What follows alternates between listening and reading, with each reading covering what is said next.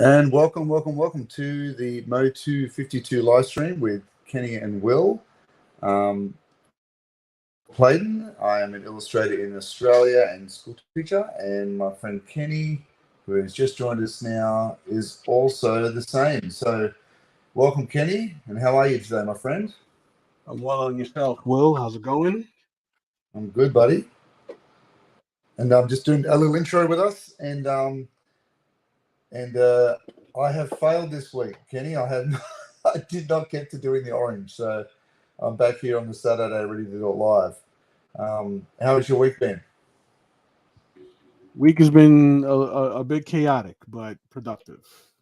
Yeah, I feel you. I feel you. The machine kept moving.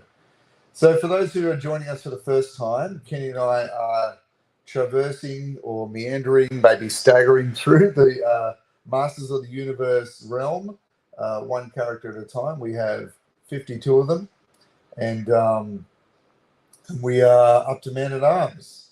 And I haven't looked at these since last week, Kenny, and I'm still impressed when I look at yours, man. I love the pose; it looks great. I appreciate that. But honestly, I'm trying to get to where you are with the way you convey that heaviness, that weight to your textures. That's fantastic. It even though I know that it's being done in gouache, it feels like oil to me. It feels thick. Yeah. Thick. It definitely like has that oil painting, that classic touch that I've always like admired in the way you render your work.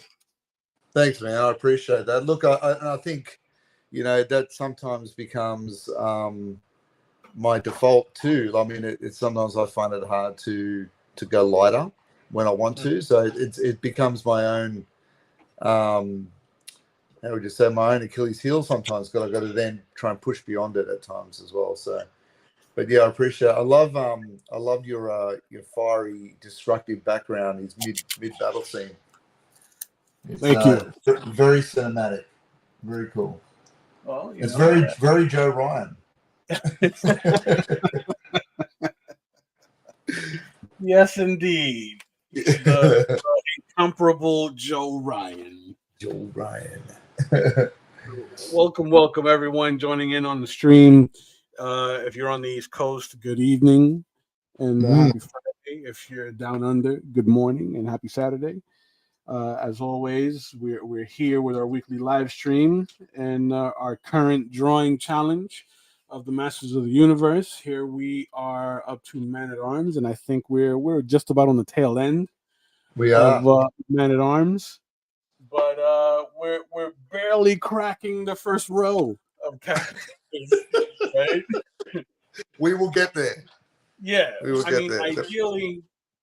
Ideally, if you're just joining us for the first time and you want a little context regarding the art challenge, the whole basis of the challenge is to us, namely myself and Will, to force ourselves outside of our comfort zones, respectively, and illustrate these characters that are typically depicted in one way in popular culture, and mainly like the way we remember them as action figures and such, and depict them in a different light, like how we talked about Merman being kind of a goofball and being like the doofy henchman, but then we rendered Merman to feel like a formidable antagonist, right? To feel monstrous, right? Mildly mentally unstable. Mildly. Right?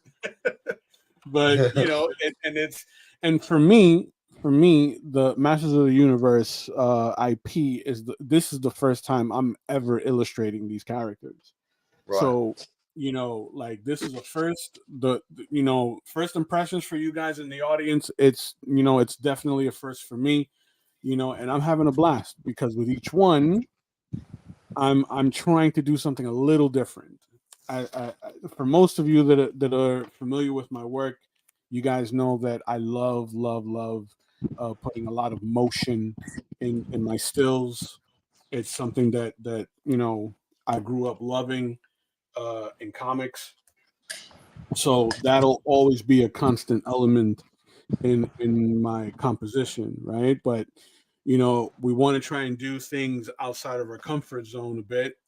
Play with perspective, with like how I mentioned with Will. Like Will conveys a lot of weight in the way he renders his artwork.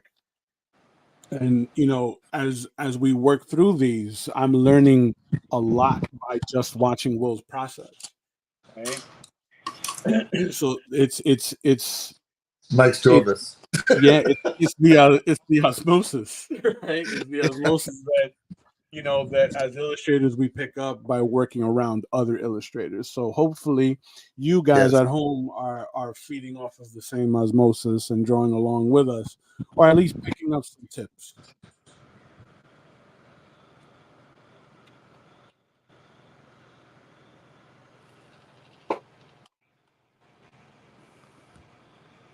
So it's Andrew, welcome. yes, welcome Andrew. Here we are. And Andrew is hanging out with us this evening, well, this morning, depending on time zone. So, Will, what are you going to be doing today? So today I'm just going to try and just power on and get as much done as I can, Right. And sort of not try to get caught noodling, which is the term, the term The noodle that haunts me. So I'm gonna try and today's mission. I'm just going to try and, if I can, try and get the majority of our body area done. Right. And I feel once some of this detailed mechanics work is done, I think the body itself will fly pretty quickly. It was like Merman. Once I got past the armor, things tend to flow a bit better. Which is like most things. Like it's much like when you're doing portrait painting. Once you get past the big landmarks of the face, you can get it done very quickly. So that's the plan today. What about you? Today, I think I'm gonna go a bit heavier with some of these lighter values, right? Yep. So that we can drop a little more contrast into the droids on the ground, right? But I don't want to go too heavy, right? Because I'm still going to drop a little bit of ink in this, apply by brush. Yep. And intensify my fiery ambiance in the back there. And sort of like eyeball and map out where I'm going to drop my heavy shadows in the front, right? Because I want a nice, decent shadow, sort of like flowing this way into the leg that's thrown forward. Yeah. Right. So that we get a nice sort of like glare in the blade here. Nice. Yeah, that'll be good. It's gonna give a few more. I just ask: is your sword above his leg or is it in front of his leg? It is. It would be above the leg, right? Because are you doing a drop shadow anyway? Yeah, exactly. I'm gonna do a very slight drop shadow because it's gonna fade out as it gets closer to the edge of the thigh. Yes, because we still have that light source pushing forward, right? So nice. we're gonna get a little bit of it here, and this is the fun part. Yeah, this is the good stuff. Yep. So I'm just gonna get my brushes ready here. Got my water going. My sponge is wet. So we are ready to go. Ready to roll. And obviously too, we've mentioned this a few times. Well, not so obvious. So I'm mentioning it again. Feel free to draw along with us. We'd love that. And you can also post your final images in the chat, or alternatively, on the Artists of the Universe Facebook site. You can post your images up there. It's an open to all artist site or appreciators of art site. You can join everyone on there and in the community and post your things. That's what it's for. Indeed. Ask questions, learn. We're all happy to share. Or just join in on the nonsense. Yes, we're good. these tend to go left very quickly. Yeah, we redline on the stupid pretty quick. Yeah. So tell me what's happening in the art world for you this week, Kenny. This week. Well, I'm just coming off of a convention weekend. Yes, how did that go? Tell us all about that. Which was great show. Great show. Year 3, small convention. Right. Like I mentioned, it was a family owned and operated show. Yeah. Very successful. Got some great commissions in. I posted a few of them to my Instagram. The handles are at the bottom of the screen, so you can check those out. Didn't get a chance to post everything, right? Because just haven't had the time, right? So coming off of the con, I had to bring some commissions home, some covers, right? You know, that which is always the mark of a good show, right? Yes. Yeah. Just means that you were so busy, you had to bring some stuff home with you. Yvette's joining us. Welcome, Yvette. Here for the silly stuff. Thanks, Yvette. Yes. Join us. Be one with us. Yes. Take your shoes off. Stay a while. Right. So I got some nice sketch cover commissions I gotta bang out. And let's see, in the art world, sketch cards in progress. Yeah. I'm working on I think it's my sixth set of Marvel Premiere. That's awesome. Right? Well done. Got that going on, and I'm working on my very first set for Dynamite for the Puppet Master series. Yeah, that's cool. So that's going on. And tomorrow I'm going to be hosting another workshop. So if you guys are in the Miami area, I will be hosting a workshop in the Art Shack in Doral, themed after Tim Burton's Alice in Wonderland. So nice. That will be the theme of the workshop. Yes. Very cool. The Burton stuff is popular. Yeah, it's an easy sell, isn't it? Oh, when yeah. You're doing that stuff. Yeah, everyone loves that stuff. For Halloween, or rather around Halloween, we did what was it? I think it was Beetlejuice. Oh yeah, that's fun. It was a Beetlejuice themed workshop, so I did Beetlejuice, like the cartoon version from the 90s. Oh yeah. Yes, I do. Yeah. I did Beetlejuice, and for the second character, I let the attendees like pick what we do as a follow up, and we did Jack Skellington from the Nightmare Before Christmas. Yeah, that's cool. So very cool. It's fun, very relaxed workshop, and then I always give something away. Yeah. I always raffle off a bunch of stuff at the end of the workshop. The hosts at the Art Shack will always prepare little gift bags and little giveaways, right, for all of the attendees. Yeah. But as an added bonus, I like to give away like the artwork that I do together with the group, and I'll be giving away like copies of my art book. I got some artist prints that I'll be giving away as well as a raffle, and copies of Tragedy the manga, right? Which is a manga that I did at the end of last year. So that'll be up for grabs tomorrow as well. So if you guys are in the Doral area in Miami, come hang out with us. Come join us. I think there's still some spots left. Nice. Great job, man. I can't wait to see this Puppet Master stuff. That'll be interesting. Ooh, yes. So my approach with the Puppet Master stuff is going to be very, very minimal, right? Yeah. Simply because the card itself isn't like a super heavy card stock, right? Yeah. It's not like my traditional, I think my card stock is like 50 points, like right. It's heavy, right? And it's heavy enough to like to really hold some wet media. Yeah. So I'm gonna be very minimal with the Puppet Master stuff, but I'm gonna use a lot of like muted tones and grays and blacks, so it feels pulpy. You know what I mean? Yeah. Yeah. With Yeah. with just a minimal amount of color. Give it that nice sort of heavy brushstroke look. Absolutely, absolutely. Yeah. You know, and like really like lean into how like dark and murky a lot of 80s horror movies were. Yeah. Yeah. Yeah. Very grimy. Yes. I think my favorite puppet was the one with the really small head but the enormous hands. Yeah.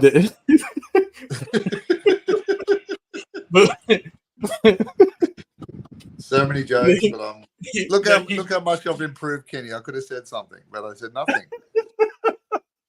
See that? I'm trying to evolve. Right? Life's about growth, ladies and gentlemen. It's about growth.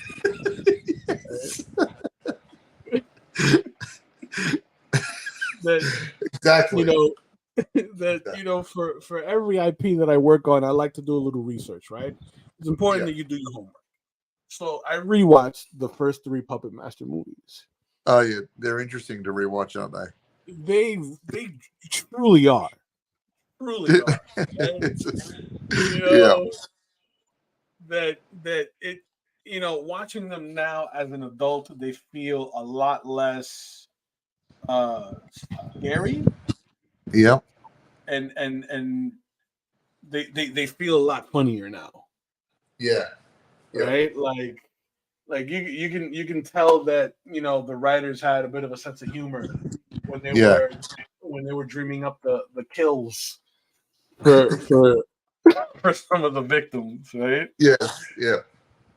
And they lean into a lot of the horror movie trope. You know, how in every horror movie there's always a couple that, you know, is engaging in adult activities. Yes.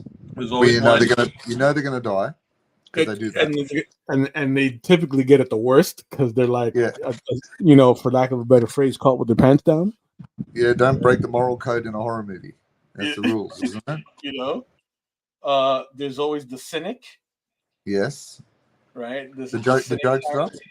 There's the jokester. You know, playing pranks. Yeah. There's always the obviously the damsel in distress, the girl that's ultimately going to survive. The final girl.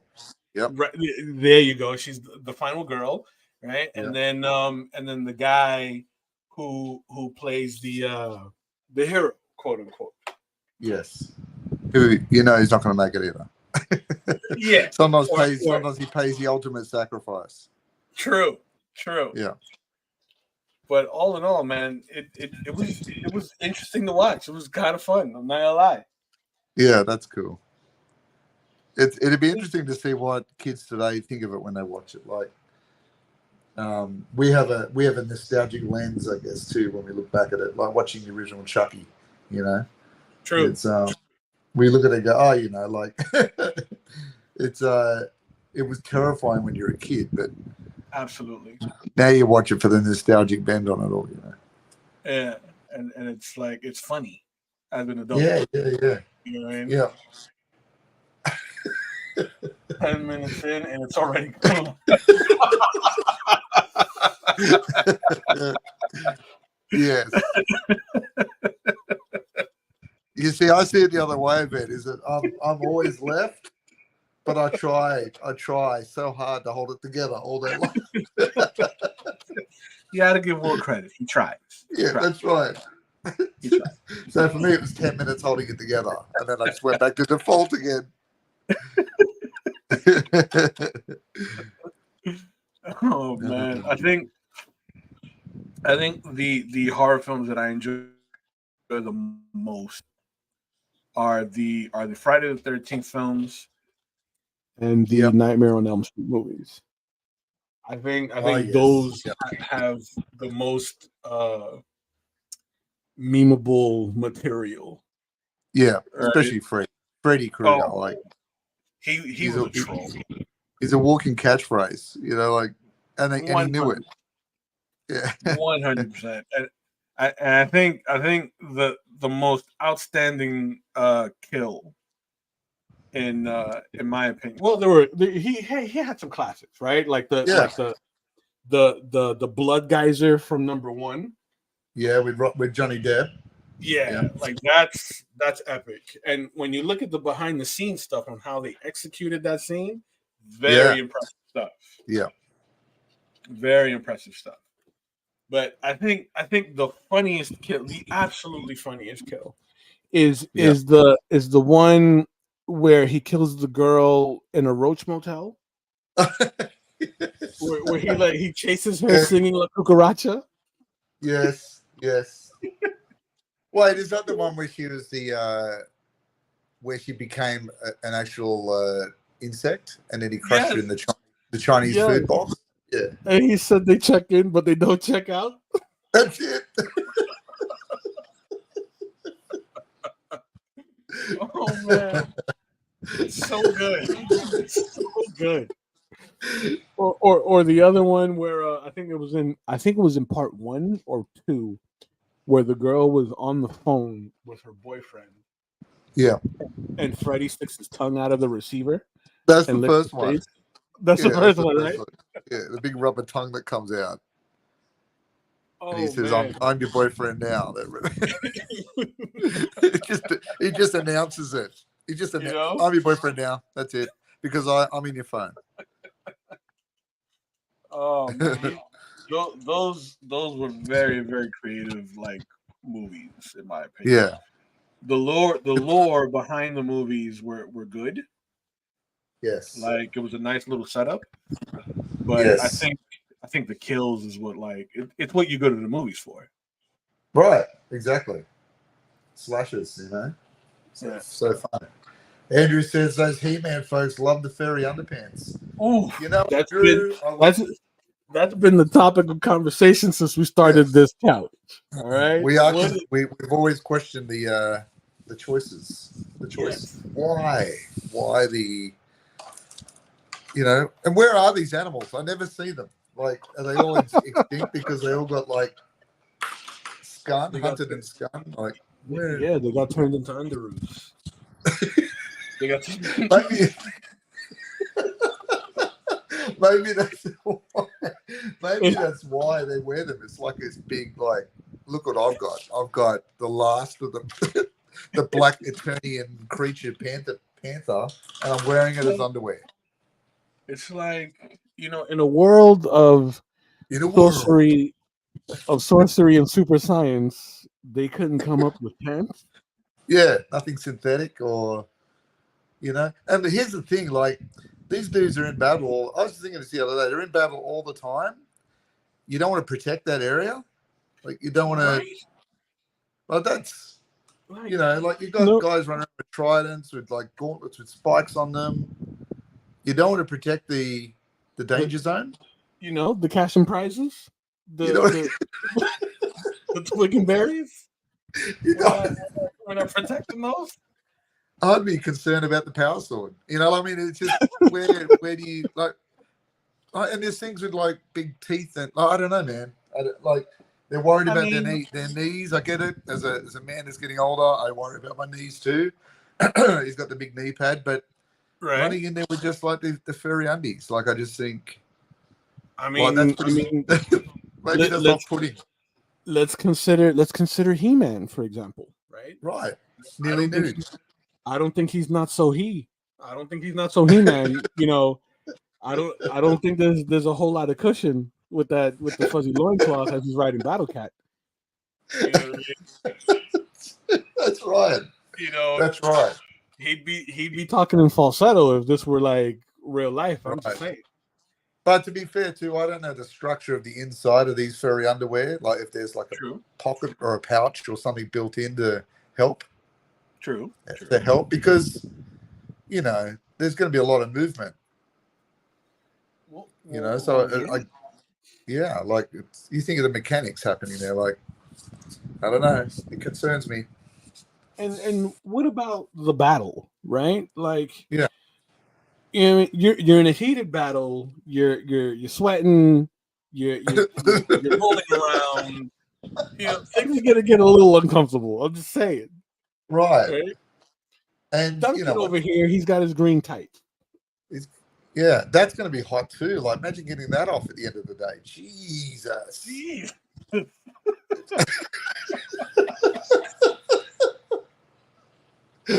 know, that'd be like the inside of a fake leg. Like, it'd be terrible. Oh man. Yes. Terrible. It's like, And the underwear. Oh. it's got to be like, you know, peeling the top of the Tupperware off of like some potato salad from a week ago.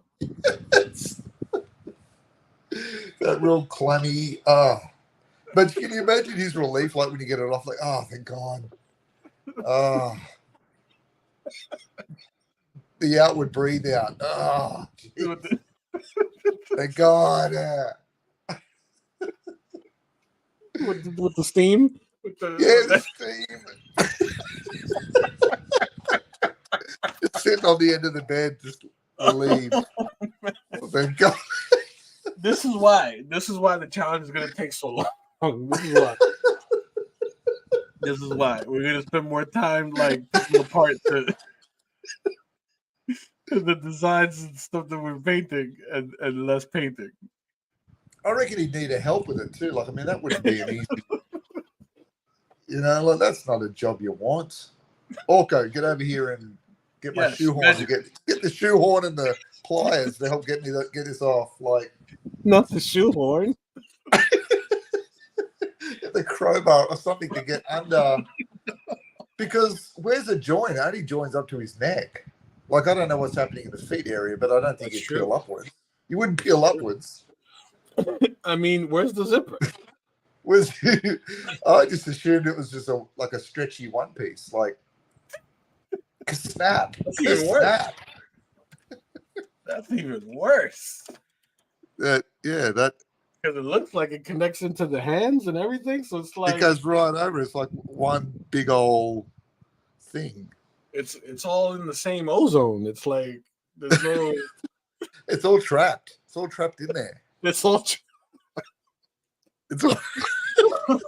Imagine the farmer's tan like everywhere but on his face. And does it pool? Does it pool at the bottom of his feet? You know, God. Like socks, do you have to like tug at it down the Oh, that's right. What? Does it start to slip? Does it slip a bit? You know, he's got to snap it into place every now and then. Thanks, Andrew. Andrew. Thank you. Thanks for that. Yes. You put those things, you plant those things into people with visual minds, it destroys us. You are the reason why this derailed very quickly. Because I thought as a kid he had green skin. I just assumed he had green skin.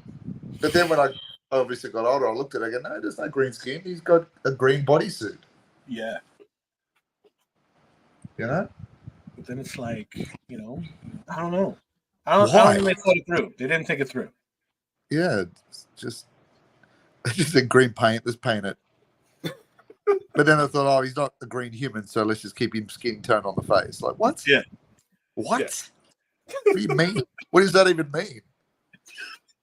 I didn't think it through, I tell you. It was like, look, it's a toy. No one's going to ask questions. No one's going to care in 5 years. No one's going to ask questions. Just make money. Lo and behold, those kids that wouldn't ask questions grew up Because we were asking questions. Yeah, exactly. It was my mum and dad that didn't care. They weren't asking questions. They're like, whatever. No. The dude's green. Let's just move on. He's green body, flesh face. He's good.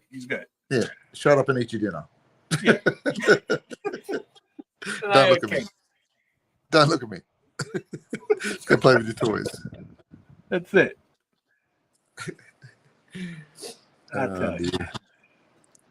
Yeah, it's concerning. But I mean, that's going to come up more and more. Like when we get to other characters, like look at Whiplash. He's a lizard dude wearing undies. Like, yeah. Like when he gets up in the morning, does he go, I need to cover my lizard parts with some other creature. You know, like, like the internal conversation just fascinates me. Like, Yes, it's like when I tell people about the office unicorn, right? And I show them what Eugene looks like. And yes, Eugene is, for those of you that don't know, the office unicorn is a bi-monthly comic strip that I illustrate about a actual unicorn that works in an office. Right. yes. So It Eugene could happen. Yeah, it could. Yeah. Yeah. Right. So Eugene wears nothing but a tie and some tidy whities, right? Because he works in an office, and it would Yeah. be rude for his unicorn parts to be just flailing about, right? And you got to have a tie, like that's because etiquette. it's an office setting, right? And it would be rude. Kids listening at home. This is how you become successful. You dress appropriately, right? You got to dress for the occasion. You want to be the manager, you dress as the manager. Like that's the way it is. Right? You dress for the job you want, not the one you have. Exactly. He's got his Tony Robbins tapes on the way to work. Like that's the office unicorn. So I always get the question of, why is he wearing underwear? Like, do you go to the office, Commando? Yeah, that's right. You got to wear underwear. Correct. He doesn't want to be rude, right? No. And then the other question I get is, how is he holding the coffee cup if he doesn't have thumbs? I was like, he's a unicorn. It's part of the magic. He's magical, for Christ's sakes. Yeah, it's part of the magic. So the office unicorn, ladies and gentlemen, on akidindacomic.com, akidindacomic.com. If you head over to akidindacomic.com, it's like subscription based, and it's super cheap. It releases bi-monthly, and we just got signed on for season 2 for the Office Unicorn, which is a lot of fun. So we're gonna have a lot of that office nonsensical hijinks and dredge from office settings in the strip. So it's a lot of fun. I hope you guys check it out. I'm putting it in the chats right now. Yes, akidindacomic.com. We're actually about to drop in Comixology and in another platform now. A Kid in the Comic. That cool. Says he's got to be professional. Absolutely. Right. A vet gets it. He's got to be professional. So he's got to, at the very least, wear a tie. At least. It's tidy white. Yeah.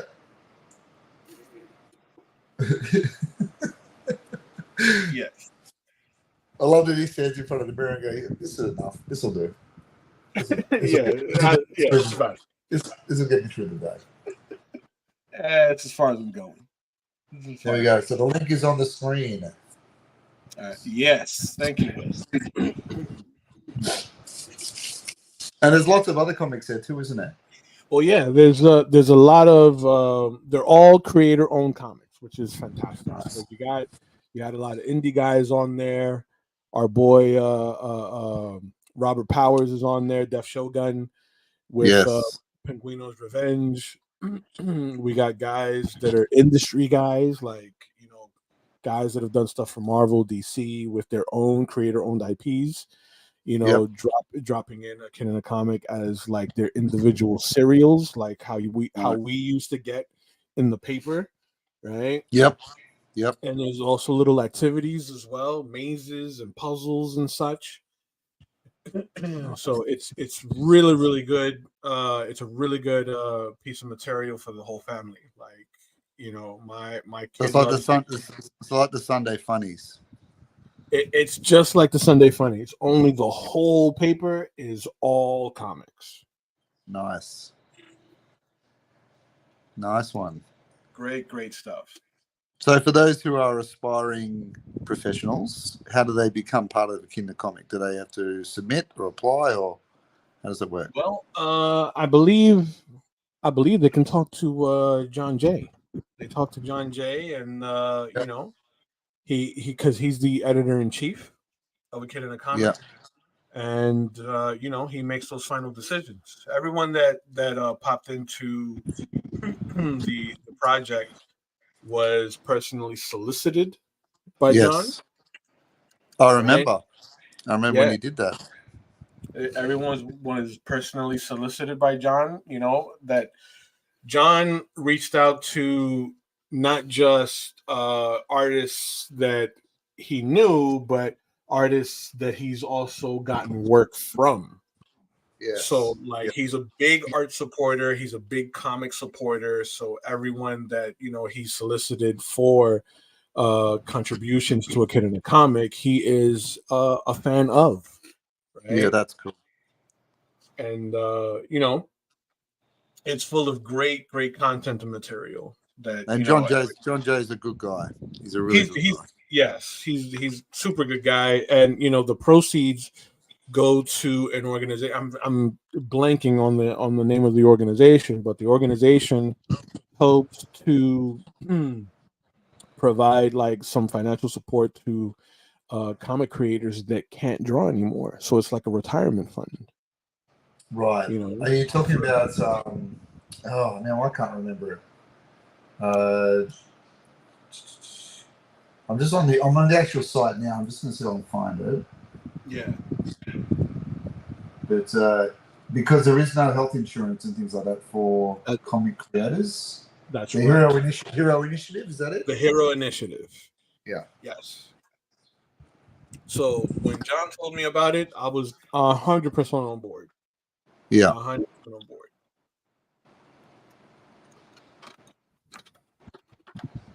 What a great cause. Absolutely. And they've done a lot for those guys. Like I remember hearing about some of them that were suffering health issues and had no savings, and yeah, man. and they were able to help them with their eye problems. Or yeah, it was good. I think it's a great cause. It's a fantastic cause. I mean, who thinks that far ahead? Yeah. When they're breaking into the business, and you think that you have a little bit of job security when it comes to the kind of work that you do, and then the whole economy sort of like shifts into a Yeah. different direction, and now a lot of these publishers are beginning to outsource a little more. Right. So a lot of the American guys aren't getting the same kind of work that they're used to getting. Right. Yeah. Yeah. So Yeah. that Very hard to do that. that and the tastes change, right? The artistic tastes sort of Right. like evolve. Yeah. Right? Because once upon a time, the staple was uh the Kirby look, Yes. the John Byrne look, right? Yeah. Perez's look for tech. The house style. Yeah. Yes, the house style. Yes. And then then we got the Renegades, the formed image, and Yes. then everything had enormous shoulder pads and an overabundance of pouches. And we had that a bit too with artists like Norm Brayfogle, who I love Norm's stuff. True. But he was never part of them, but he was kind of there before they started doing that. Like I remember reading his stuff before I read McFarlane, or Liefeld.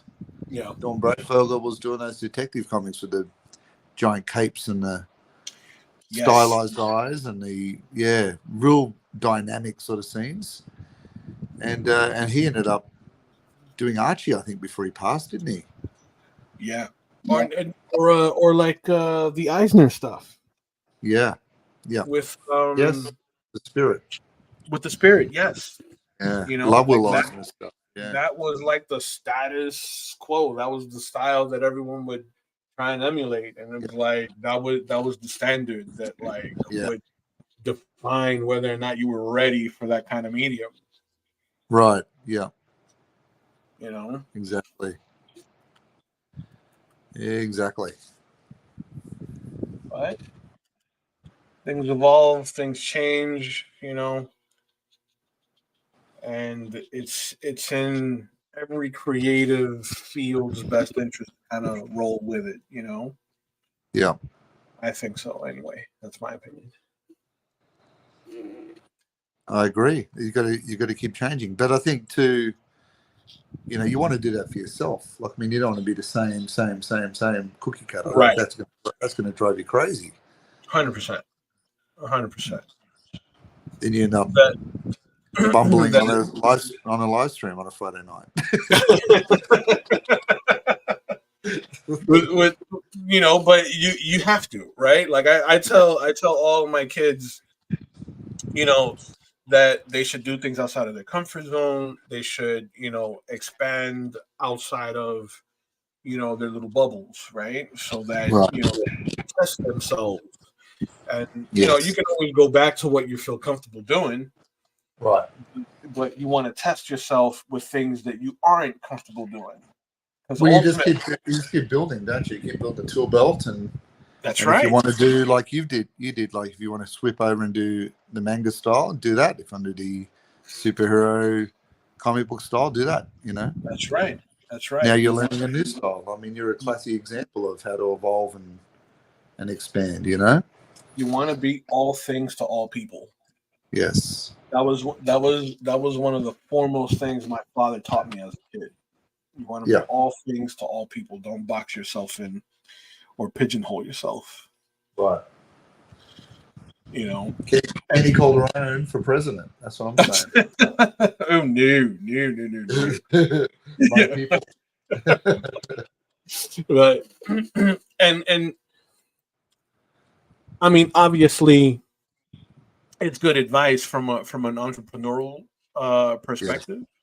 Yeah. But I like the challenge of trying something new and seeing right.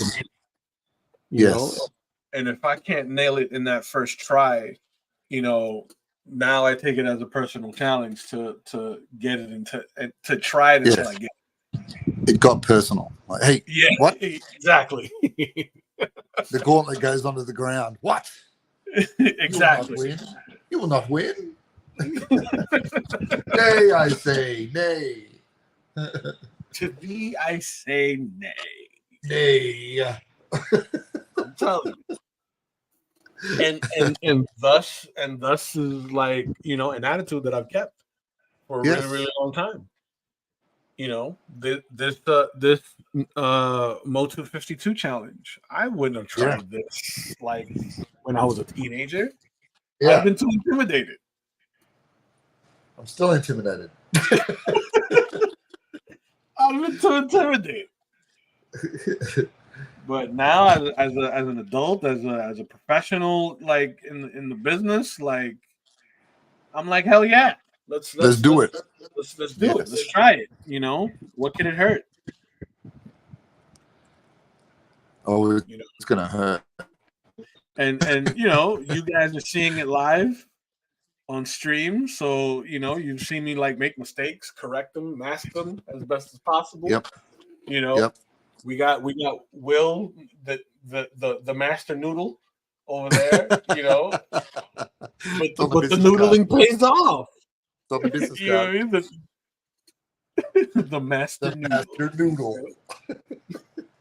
You know, but the noodling pays off, and honestly, I'm gonna start noodling a little bit more in certain areas, just so I can like develop that same sense of weight to how I render stuff.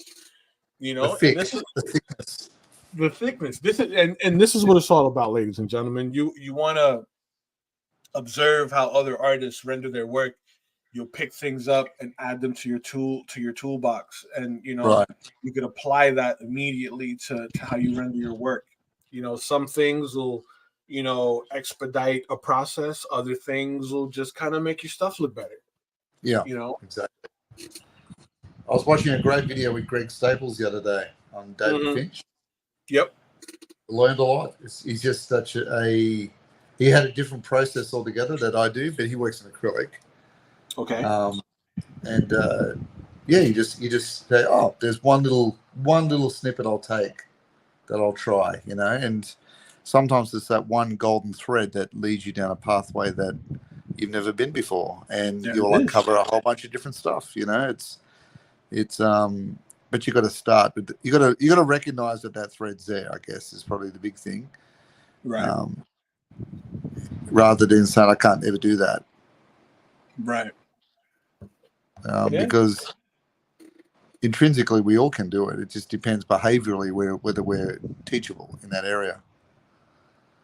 Okay, I can see that. It's been my experience as a teacher, is I can teach anyone to paint and draw, but it's whether they behaviorally can be taught. Whether that concludes adults as well, like whether you are open to the learning and if you've developed the resilience and the patience and the focus, all behavioral traits to get through it. And you may not paint like Kenny, you may not paint like me, you may not paint like Frazetta, but you'll paint like you. Yeah. And you'll achieve the best that you can be. G.I. Joe. Greatest American hero. Go Joe! I always love that Go Joe at the end. So Will, quick question. Do you think yes. that because you said something very interesting that I want to pick your brain about. Right. You said if the individual is teachable. Yes. In that regard. So would you elaborate on or like say an example of an individual that hasn't been teachable? Like you tried to teach them something and they just weren't receptive. So I guess, if I start with a classic example that a kid will say to me in a classroom, right? When they'll say, I can't draw stick figures. Right. Right. If I had $1 for every time I heard that as a teacher, I wouldn't be out playing music on the street corners every afternoon. Same. Right. So trying to sing. Yeah. So the thing is, that kid didn't come up with that phrase. Like know that they've heard that, and that's like we've gone from we go from a point as children where you put a little kid at the table with some markers or pencils, and they just play. They have fun. They draw whatever you want to draw. Right. They'll draw cars, dragons. It doesn't matter. We go from that to this point where they have this belief system that they can't. I can't do that. I can't do that. And somewhere along the line, that's built into us to either teach it to our children or we teach it to ourselves, the doubt or the lack of creativity.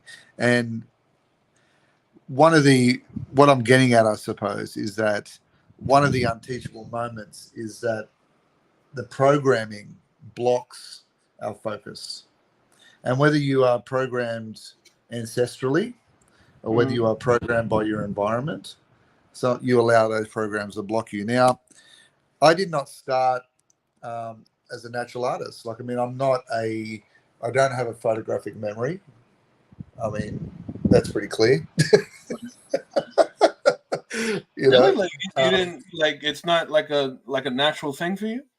No, I had to work very hard at it over years. So yes, I always loved drawing, right? And I was very lucky in the sense that my mum could draw and my dad could draw, even though he could only draw people when they face left. That was his thing. He's on draw it, but they're going to face left. He was the profile guy. He was the profile guy. So so I was lucky that way in that it was encouraged. Like, yep, you want to draw, we'll get you some stuff, and you can go draw. Right.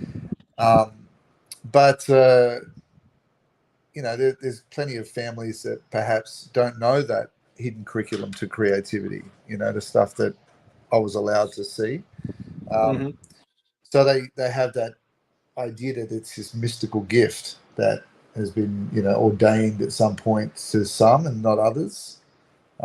Sure, there are certain personality traits that help you. Like if you can be patient, if you can calm yourself, if you can focus, if you can use your fine motor skills with your fingers. All of these things are going to be helpful for sure. If you can spatially understand something when you look at anything, for me as an artist that came from the portrait world, understanding space and the relative space to other things is the big difference between a portrait looking like the person or looking like some random sort of nuclear meltdown accident. So it's all of those things are traits that you develop. And for me, I had to work at that. I had to work at, because I'm a super easily distracted person. Okay. And so I have to focus. I have to learn. I've learned how to block things out and to be able to draw, and also to be able to draw like now, like on the spot, or in front of a class of 15-year-olds. All of those things are things I had to develop at. And so, it's all those things are teachable, but you've got to be willing to fight the good fight if you want them. And then there was many people I went to school with and university with that were way better. They outclassed me in terms of drawing by miles. And just the difference was that I just kept getting back in the saddle. I just kept getting back in the saddle. Like that didn't work. I'll figure it out. Right. Rather than saying, oh, well, I'll just go on to other things, which is fine. There's no harm or fault in that. But for me, I was dogged with it. I just like a mongrel with a bone. I just had to go back in, and I wasn't going to let it beat me. I intrinsically had something that drove me to be better, and it still does. Right. I'm like, yeah, cool. Now I want to. What's next? Like this motu 52 thing. If I was comfortable sitting still, I wouldn't have accepted or created the challenge with you. I would have gone, nah, I'm good. I've done it. I'll move on. Right. But it's what's next. So when I teach art, especially to adults, it's the behavioral things I start with first, because sometimes even if you are good at art, like if you come to the table saying, look, this is how I figured it out, sometimes they're as hard to teach because they are programmed with their own blockages of, no, this is how I do it. So they become unteachable again. It's like that. It's that famous Buddhist quote of being open to everything but connected to nothing, and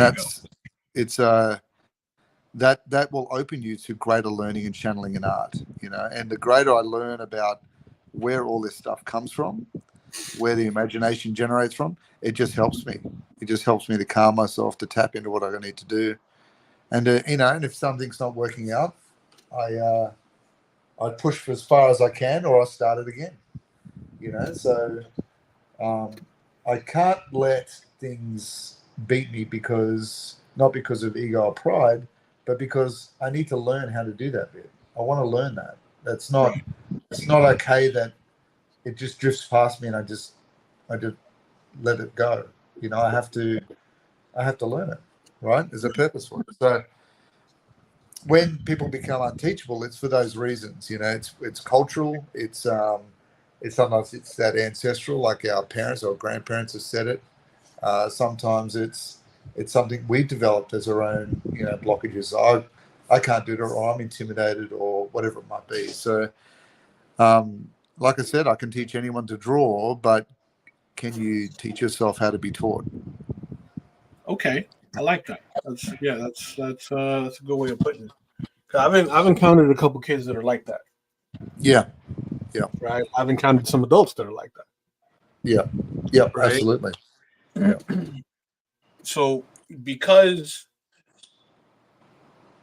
I didn't come up artistically in the traditional sense. Yes. Right. And a lot of my knowledge comes from just sitting in my room as a kid and just experimenting. Yes. Right? Yeah. So when I come across someone that says that they can't do something, right? I should and I demonstrate a technique for them that takes me all but 30 seconds. Right. It's like you can see it in their face, like, oh, that wasn't so difficult. You know what I Yeah. mean? Like, Yeah. Yeah. you know, like I just pulled the curtain back, and you know, the Yes. mystique of the difficulty is gone, Yes. but they still sort of like this. They're still a little apprehensive. Yeah. Yeah. And you know, I tell everyone that 15% of this, of what we do, ladies and gentlemen, is actual talent. 15% of it. You That's know, very the specific. 15% of it is actual talent, because like all right, so as a teacher, right? I'm pretty sure that you know you have like your definition of what actual talent is, right? And that's how an individual will process information and immediately apply it. It's like the speed at which they can apply something new, Yeah.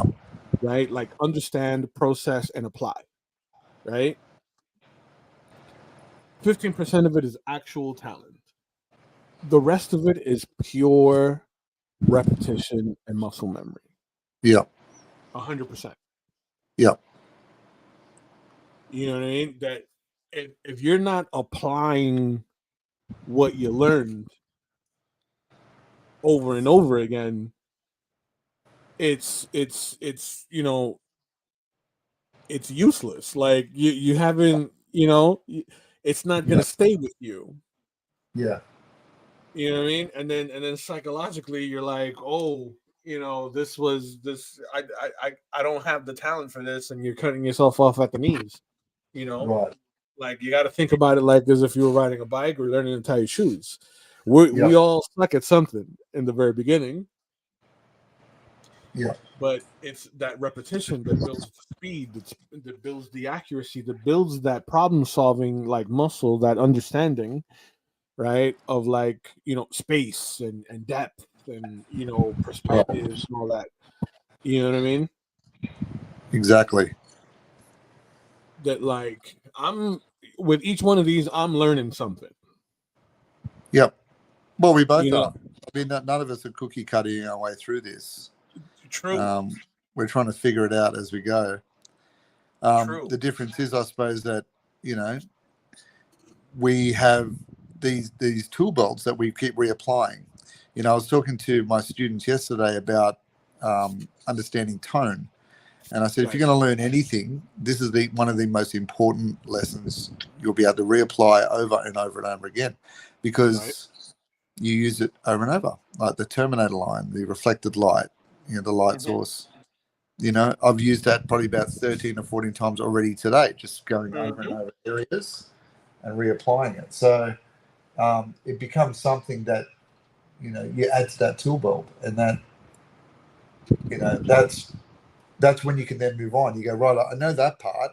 I can repeat that through it to get the effect I want. But what's next? You know, like how do I create an effect of furry underpants, or or a hessian rug, or compare Right. that to steel. How do I use the texture of that to make the same effect? Or like you're doing now with the explosions in the background, you know. So Mm-hmm. it's how do I get that like light source glaring on the back of Man at Arms, or on the steel. So it's you kind of move on. You go, right, I can do that part, and that's what people like. Oh, look at that! I can see the light. That looks nice. The armor looks nice, but you're already one ahead, thinking, right now, what's next for me? I've got that bit, and now I'm trying to battle through and figure this next bit out.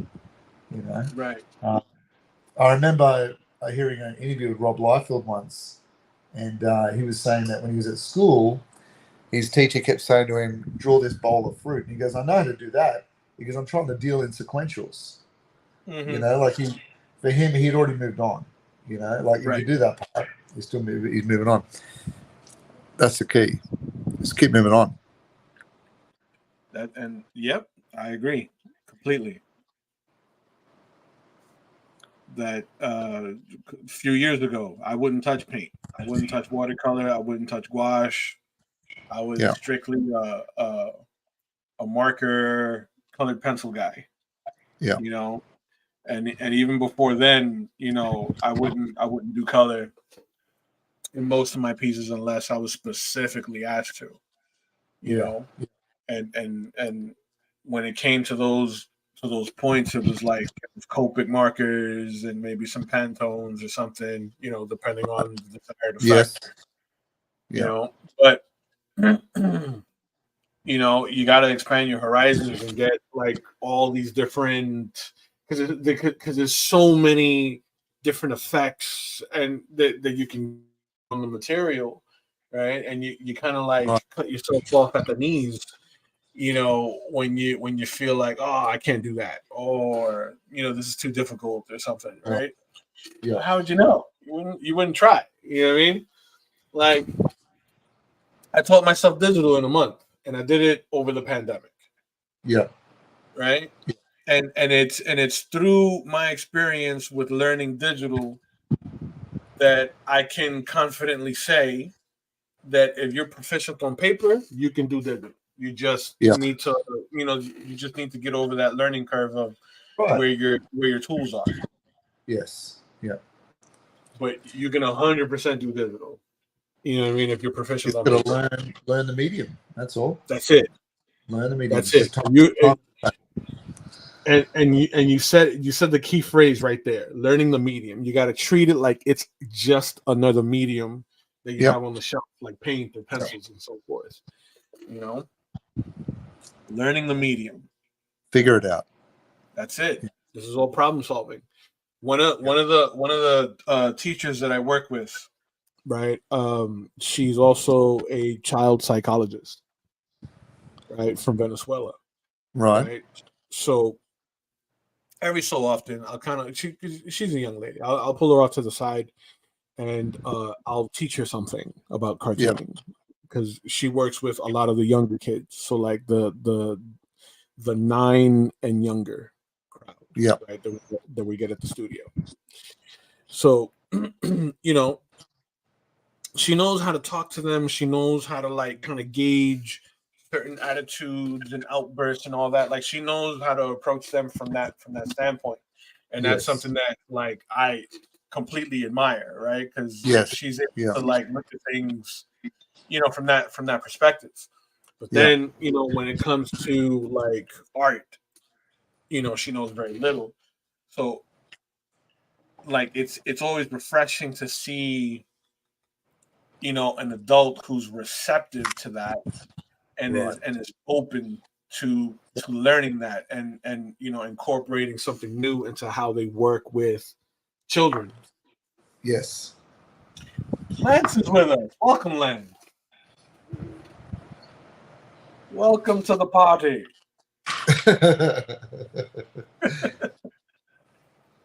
Join the I totally agree. I have integration aids in my classrooms as well. And funny enough, they're really receptive to art. They really want to learn the how it all goes together.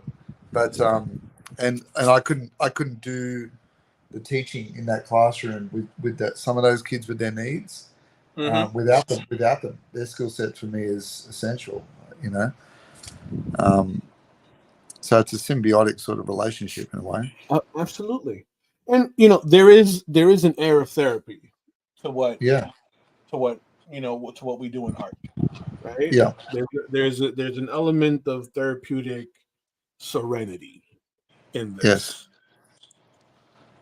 That I encouraged her to start carrying a little sketchbook. Yep. And she ordered some pencils that I recommended she get, just so that she can just kind of walk around and just like illustrate from life, little gestures, because all of it is messages at the end of the day, right? And the gestures that people are in and some of the facial expressions, they deliver messages to the viewer. Yeah. And as a child psychologist, that's what she does. Like, she's reading in between the lines of what people say to find the deeper message. Yeah. In the behavior. So it was very, very refreshing, and I'm happy to see that she's taken to it so well. And she actually picked up some stuff and like helped out a kid that was drawing Stitch. Nice. At the art tech the other day. 'Cause I showed her how to like look like when you're drawing from a reference, I showed her how to like sort of like look for all of the simple shapes and Yes. sort of like work with the negative space around the form. Yes. So To get the that, shapes right. Yeah. and exactly, so you can like get your proportions relatively close and such. It's like drawing Mickey Mouse's ears. You worry about the space between the ears before the ears. Exactly. Yeah. She picked it up. She picked it up really well. Very cool. Very, very cool. So what are we up to with yours at the moment? You're just rendering your explosion? Yeah, getting the fiery explosion here. So I'm mixing a bit of the watercolor black. I'm going in there heavy with the black, Yep. and then wetting the brush so that I can pull some of those gray values, that sooty sort of color in Yep. the fire. Nice. I mixed in a little bit of this copper over Uh-huh. my yellow, right? Because we get a nice sort of like marigold orange effect in there, right? So it feels nice and fiery, nice and warm. And I'm keeping this area nice and negative. Yep. And I'm going to lighten some of the silhouette on Man at Arms around the Yep. outside there. And I'm gonna drop my shadow down the center, and then we splash some black ink in this bad boy, and we're good to go. You better be. Excellent. I'm just going to bring up our original reference. Let's do it. So I've got it on the screen now. You can see there's some mechanics on some of this body that I've changed a little bit. So I'm balancing between this and the toy. Yeah. So like his armband here, I've actually got a little strap that goes on there on mine. Right. But I just wanted to look at his gauntlet too, because it's interesting that he's got the steel matching the helmet, the belt, Right. and his little amulet. Yeah. Is that what we're calling them? Amulets? Yes, sir. Yeah. Rather than The phlegm. amulets, the flesh amulet. I couldn't remember what it was. And you've gone with the red bolt or gems on the helmet as well. Yes, yeah. I did go with the red on the belt, the red gem on the sword, and the red studs on his helmet. Nice. So I think I pulled I pulled elements from all of them. Yes. Yeah. Right, because there were some aspects that I liked from all of them that I wanted to just include in this piece, and I think it came together well. Yeah, it did. Yeah. Excellent. Let's see here. What am I missing? Let's get some of these oranges. A lot of orange. So much orange. Yeah, but I think once I do the drop shadow down the center here, yeah, he'll still like kind of like pop out from the fire. Yeah, nice. Are you going to run a highlight? Are you going to run a highlight around the edge of him? Yeah, absolutely. I got this little scraper here. Yeah. Got this fine little scraper here that I'm going to Bob Ross my way around the edges here with some white ink. So I can get a nice, fine little line around this silhouette. You're going to palette knife your way around the Bob Ross. There you go. I'm going to palette knife my way around the form. Schlepping a bit of paint on. Yeah. Schlep. I'm telling you, just let that white live wherever it wants to. Happy little white. So what have you been watching at the moment, Kenny? You've been in deep diving on anything? What have I been watching? So what have you? I've been watching Warrior. Oh. On HBO Max. Yeah. So Warrior, for those of you that aren't familiar, is a TV show that was loosely based on a TV show that Bruce Lee wrote when he was alive. Right. And it takes place I want to say the late 1800s, early 1900s, when there was a heavy migration of Chinese coming into San Francisco. Right. Right. So it's kind of like if the Peaky Blinders were set in a kung fu movie. Yeah, that's cool. Oh, it's fantastic. It's fantastic. You know, because you got the Irish cops that are trying to maintain, you know, order in between the different crime families and Yeah. little and you know the little section where all of the Chinese immigrants are confined to, and then the main character like has come to the States to look for his sister, who was Right. like sold off back in China to this warlord. That does sound like a Bruce Lee script. There's always the Oh, sister that's it's great. doesn't it? It is That's great, just, and you can just the Fury background, you know. yeah, exactly. It's got all of the like as a if you're into martial arts and you know Bruce Lee's films, like it's got Yeah. everything. Like Yeah. a little bit of the Big Boss, a little bit of Fist of Fury, a little bit Yeah. of Enter the Dragon. It's Yeah. got everything. The Big Boss was the one with the levels, wasn't it? Where you went up through the building levels and defeated. No, each... that was Game of Death. That's it. Yes, with Chuck That Norris. was Game of Death with the yellow jumpsuit. Yes, that was a great one. I love that one. That was a fantastic one. That one's one of my favorites simply because you know it kind of pit Bruce Lee. You nearly said Jet Li. Like, all of these different like I know I almost said Jet Li because it pit him against all these different other fighting styles. Well, it was like a video game too. Like he went up levels through, you know, and beat each level boss to go up. Exactly. Is that the one where he killed Chuck Norris? That was. Didn't he kill him? He killed Chuck Norris, but I think it was in. I think that was so long since I've seen him. Was it? Wait a minute, hold on, because it was the one where he fought Chuck Norris in the at the Coliseum in Rome. Right. Yeah. What movie was that? I don't. There's one where he killed him, but I didn't think that was possible to kill Chuck Norris. I thought that was something that no one can ever do. Yeah, it was Chuck's stunt double that died. It was never Chuck. Chuck was never. I shouldn't laugh. We should have a moment of silence for Chuck's stunt double.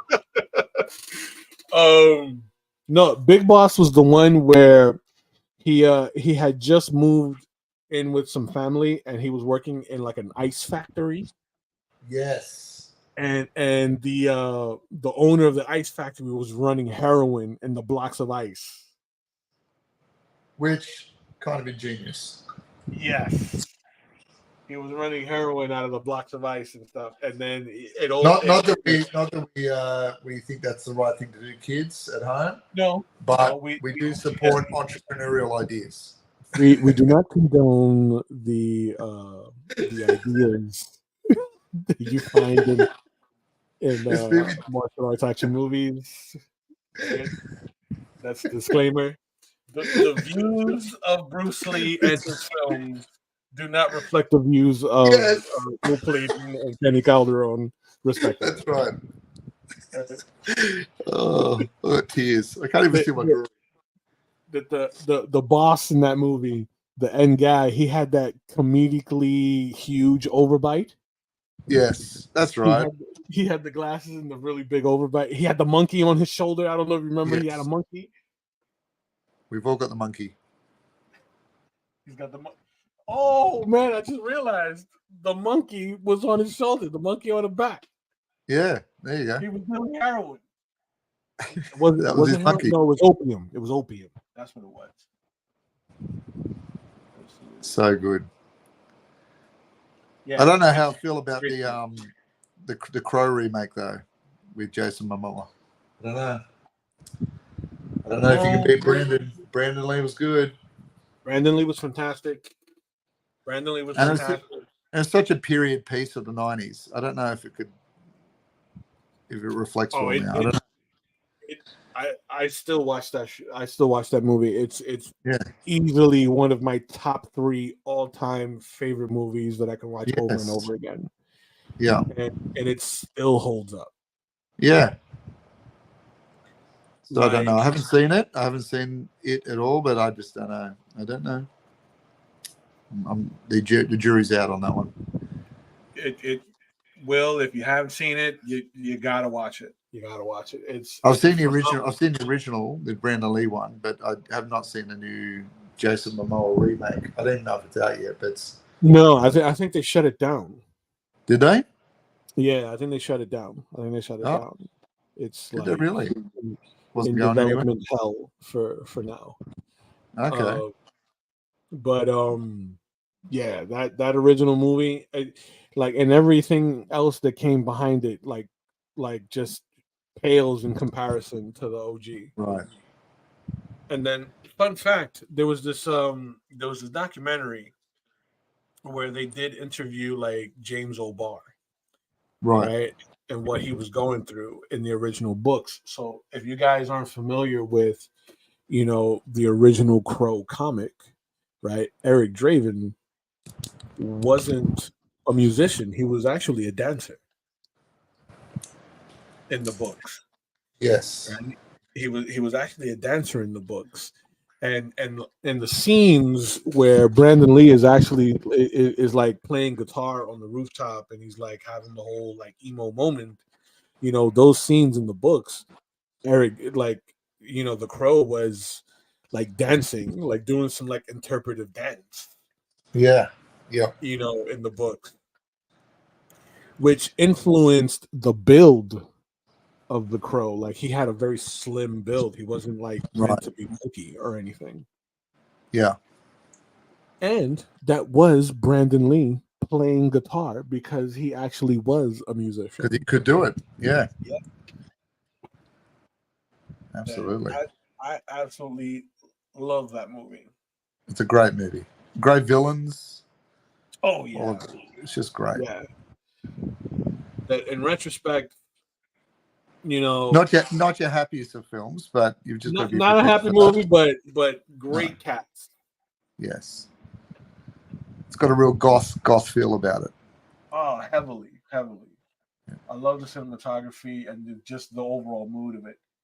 Lance Stewart says, you have to be careful trying to remake some of the 80s and 90s classics. They don't always have a way to redo or change it up.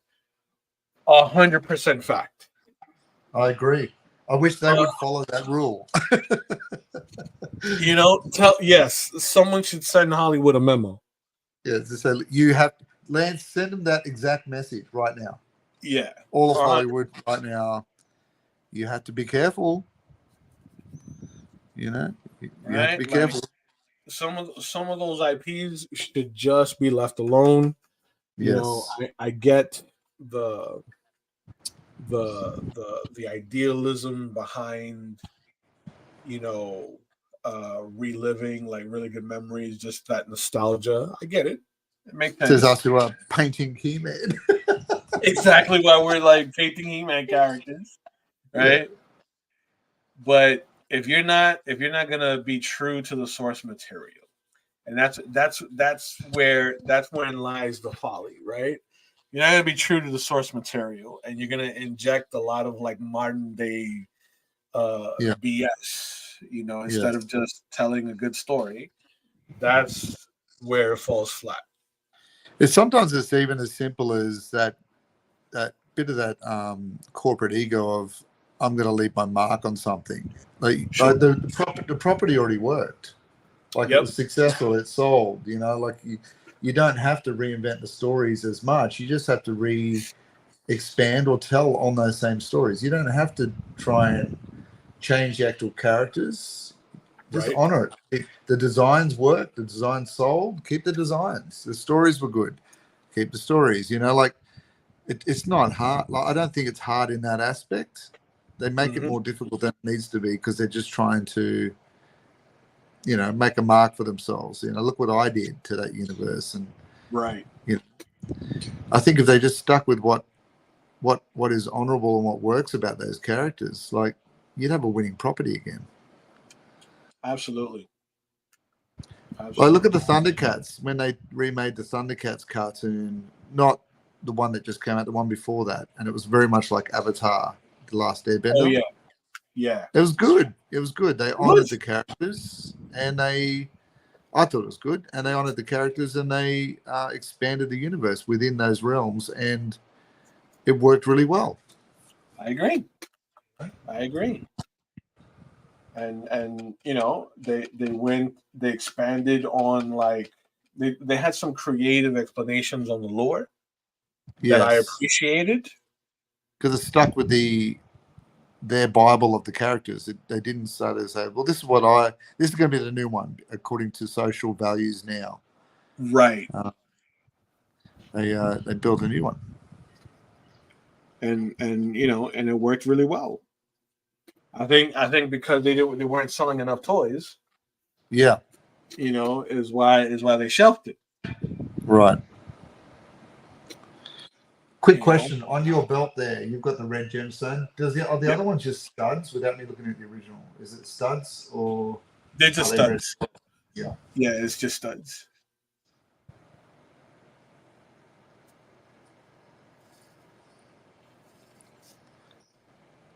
So what media, in your workshops at school, Kenny, what mediums do you use the most with your kids? So I try to keep it user friendly. Right. Yeah. And not go with too many things that are like unfamiliar, right? Because the workshops are meant to be like a fun sort of activity.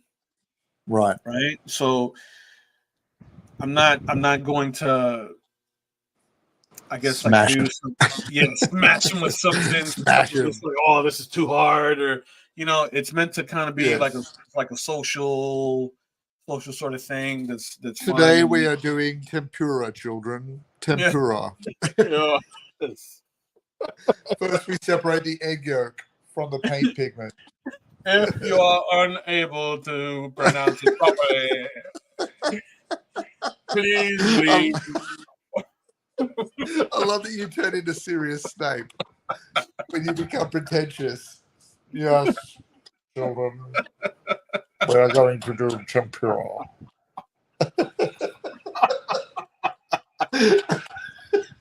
You will do tempura how I say. If you cannot, your ignorance will show you to the door. Potter.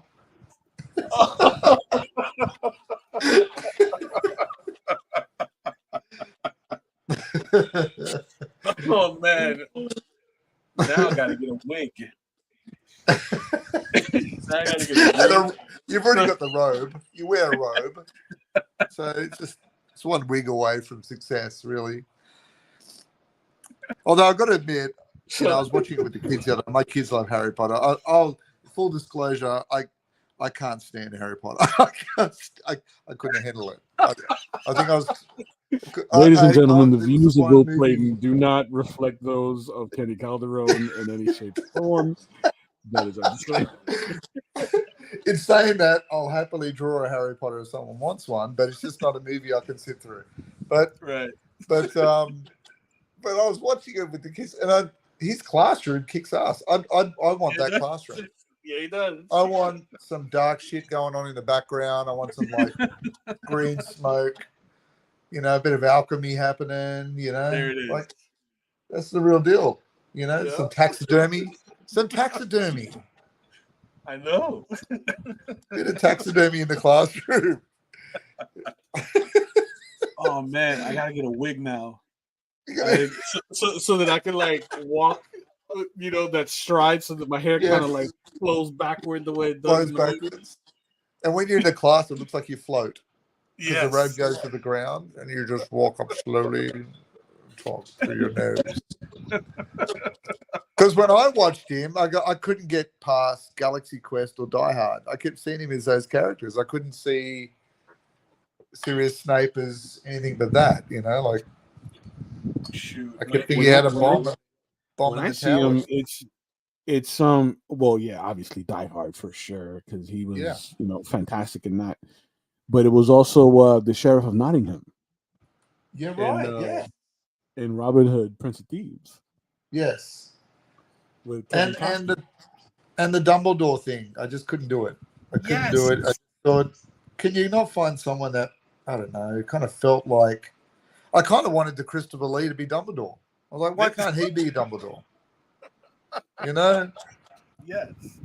Why does Dumbledore, like, and the little hat on his head? I'm like, what is, like, if you love that stuff, I'm sorry, I don't mean to insult you, but Yes. I just really, can we go with something that looks cool as a wizard? Like, that looks like those old timey Victorian nighty outfits that men wore, like with the dress and the little hat on top, like Wee Willie Winky. Like, do we have Not everyone can be Gandalf the Grey. right? Not everyone can be Gandalf. Exactly. But yeah, I don't know. Richard Harris wasn't bad. I didn't mind Richard Harris. No, But when he awesome. died, I thought it's hard to get a new Richard Harris. Gene Hackman would have been good. Gene Hackman, yeah, I can see that. Right. He would have been all right as an old. I can see Gene doing it. He would have been a good old Dumbledore. You know, I can see Gene doing it. He's got like that moxie. Yes, he's got that moxie to pull off the character. I can see that. Yeah, and he gets those moments too when he can talk real dark and serious, and you believe it. Like, like I listen to him in, like, you watch him on Mississippi Burning, or you watch him in even what was I watching with him the other day? It was The Quick and the Dead. Ooh, great movie. Quick and the Dead, when he just goes dark in his conversation about his father. Yep. I thought, man, give me that as Dumbledore. Like, that's the real deal. Great. Have a few dark moments, you know? I like that. Great call. Great call. Yeah, I keep moving off screen here by accident. Hang on, let me move up. There we are. So I'm dropping in my shadow right now. I'm not going super wet with my brush, right? Because I don't want to lift up some of the paint that I've already applied to my layers here. But you don't want to reactivate. That's right. So what I'm doing is, to avoid having to dip my brush, I'm using the dampness of my sponge. The bristle's kind of wet so that I can grab enough paint with minimal water and render in my shadows as needed. Very cool. Sometimes you can just drift around with a clean brush that's just got a little bit of moisture on it, and just move around some of the things that you already have on there. Absolutely.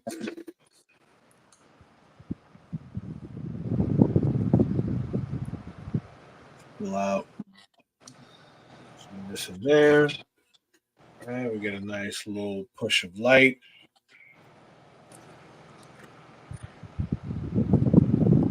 Brush a bit. It's a little black, a little bit of this blue.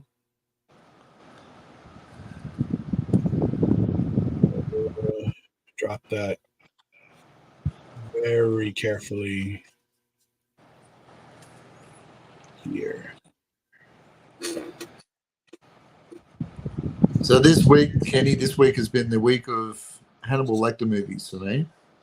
Nice. I've been sort of setting the scene for the painting I was doing, so I've had that playing in the background. I just realized how good Silence of the Lambs is. It's just such a good movie. Oh, it's a fantastic film. Like, every actor in that film was fantastic. Like, amazing. Yes. And you know, I think that of the series, right? Of the series, that one's top tier. Hannibal was top tier. Yeah. Right. The what was that other one? Was it Red Dragon? Red Dragon. With Edward Norton. Yes. The prequel. Edward Norton. That's another one. That's another guy who's like underrated. I love him as villain. Yes. I love him in the villain role.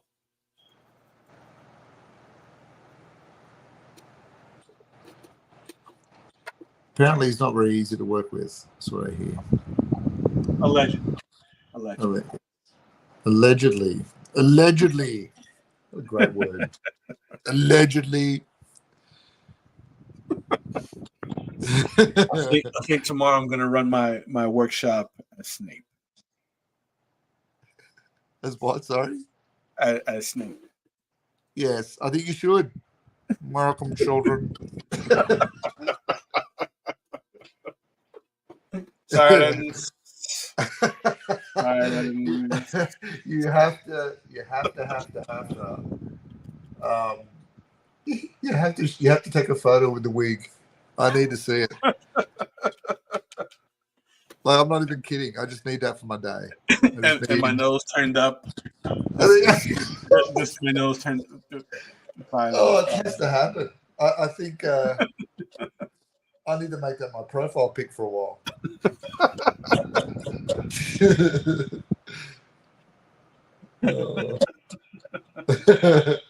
Lance says, let's be honest, 80% of the stuff they make now gets shelved within a year or two. Also, Yep. a fact. Right? Because look at the Batgirl movie. Yeah, that's bizarre, wasn't it? Yeah, they were done. They were done. They were done. But apparently it was crap, and they ended because and from what I understand, it was due to how it like tied in with with Batman. Yeah. Because it was gonna be like in Keaton's universe. Oh right. Okay. Yeah, it was supposed to be in Keaton's universe, and like they need to make a decision. Where are we going? You know? Yeah, it was like supposed to be in Keaton's universe, and it was like not as dark as like Keaton's the Keaton movies were. Right? Like it felt like an extended CW show. So they can't. Manhunt with William Peterson.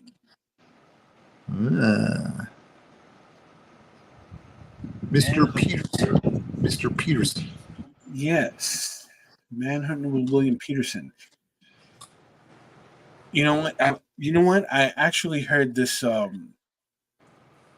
was listening to this podcast on the way to my class yesterday, and they brought up all of these classic like police shows.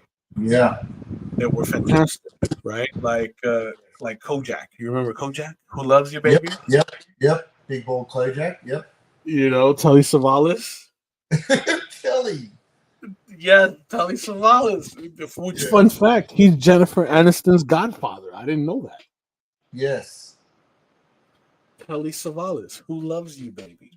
Right? But the Manhunter stuff fits right into the Hannibal universe. He really, yeah. Because that's what's the character's name in Red Dragon? Edward Norton's. I'm forgetting. Will. Anyway, his name's Will. but yeah, he was. I think that's like a continuation of him as an FBI agent. If I could be completely wrong, Andrew, you have to correct me, but that's what I remember. Ignoring character in Red Dragon. It was Will something.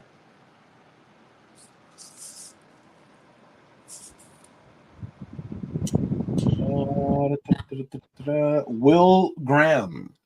There you go, Will Graham. Yeah. Will Graham. Yeah, and what was this other one? Columbo was great. Columbo. The unassuming detective. You know, the unassuming detective. I think I loved Columbo more than any other like police detective show on the air at the time. But he's bumbling way of solving the crime, but it was successful. Right.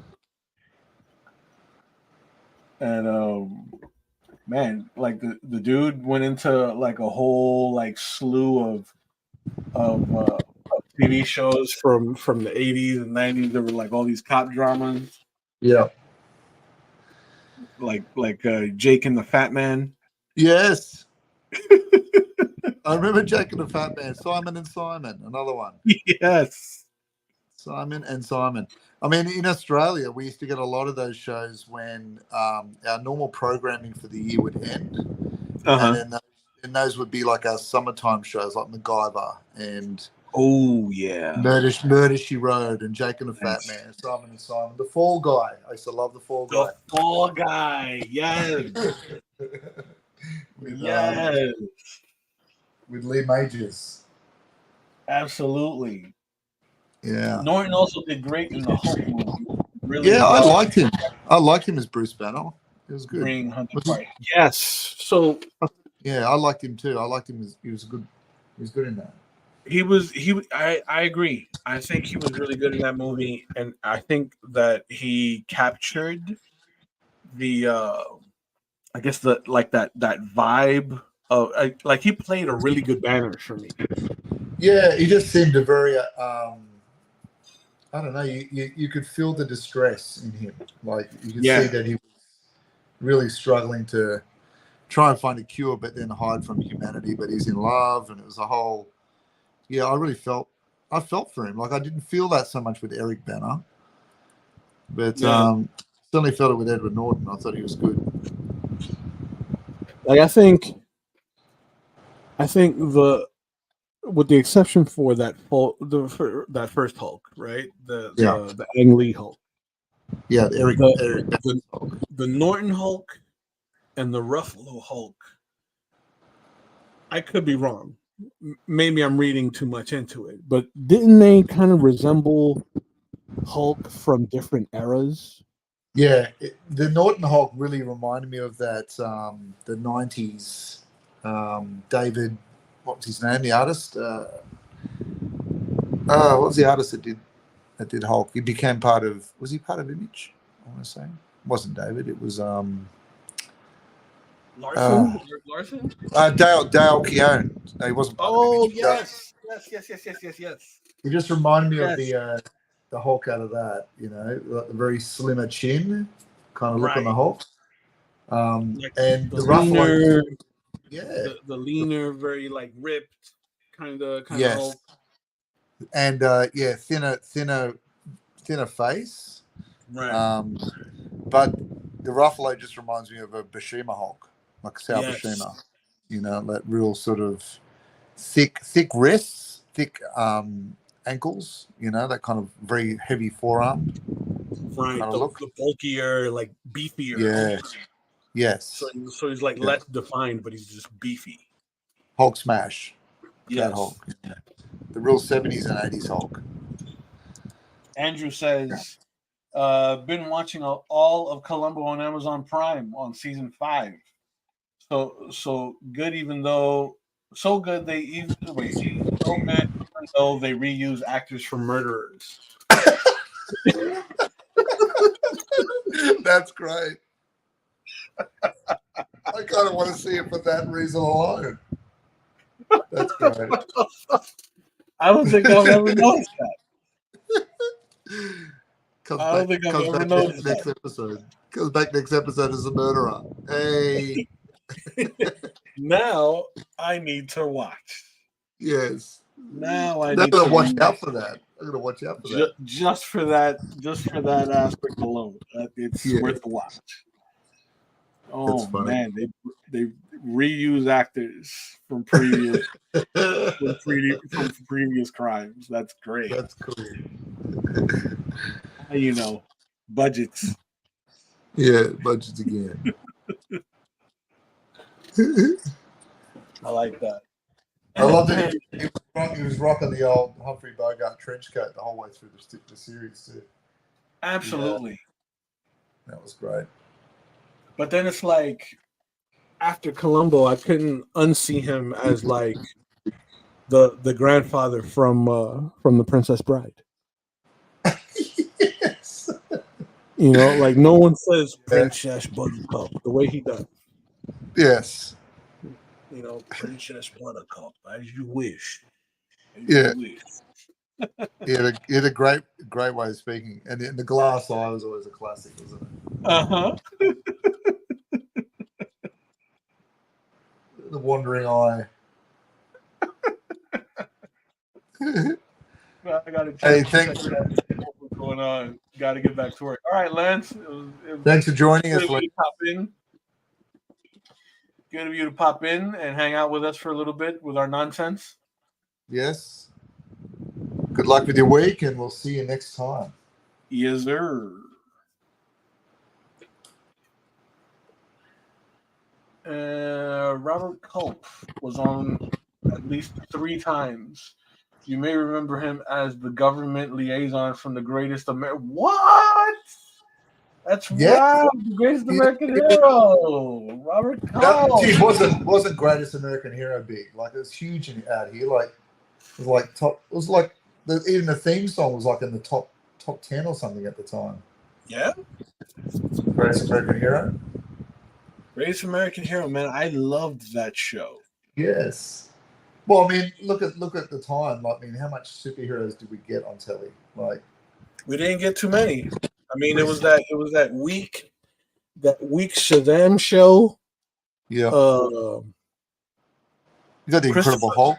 The Lou Ferrigno Hulk was pretty popular. 66 Batman and 77 Wonder Woman, but we didn't really get. I mean, the pilots for Daredevil and Thor. That was terrible. The Spider-Man show. Spider-Man was good, yeah. Where with the goggles, where the actor wore goggles on his but you know what? You kind of lived with it, didn't you? You're like, yeah, cool, but at least I got Spider-Man climbing a wall, you know? There you go. Yeah. And they would play the theme music as he would go up the wall. Yes. Yeah. Man, it wasn't too much. I mean, and we're talking, you know, this is like the height of the Donner Superman movies. Right. Yeah.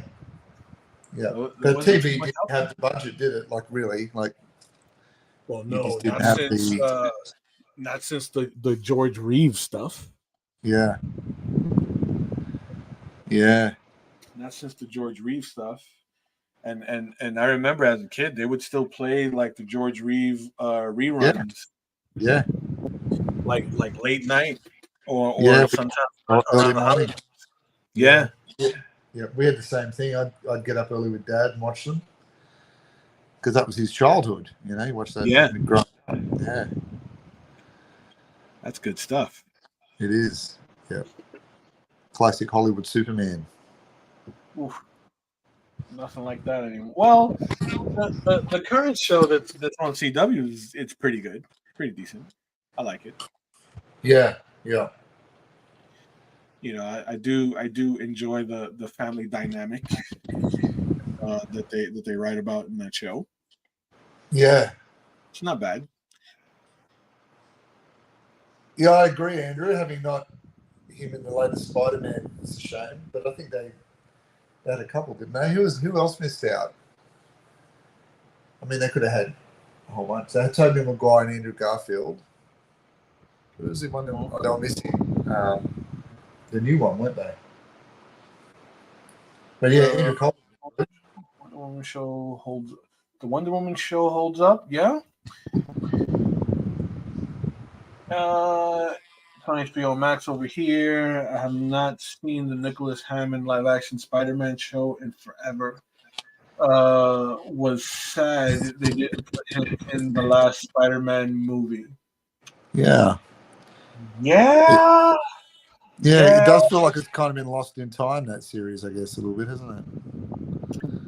Yeah, that one doesn't get enough love. That one doesn't get enough love. I was surprised. I was surprised that the Japanese one got more love than than the American one. Yeah. But to be fair, funny.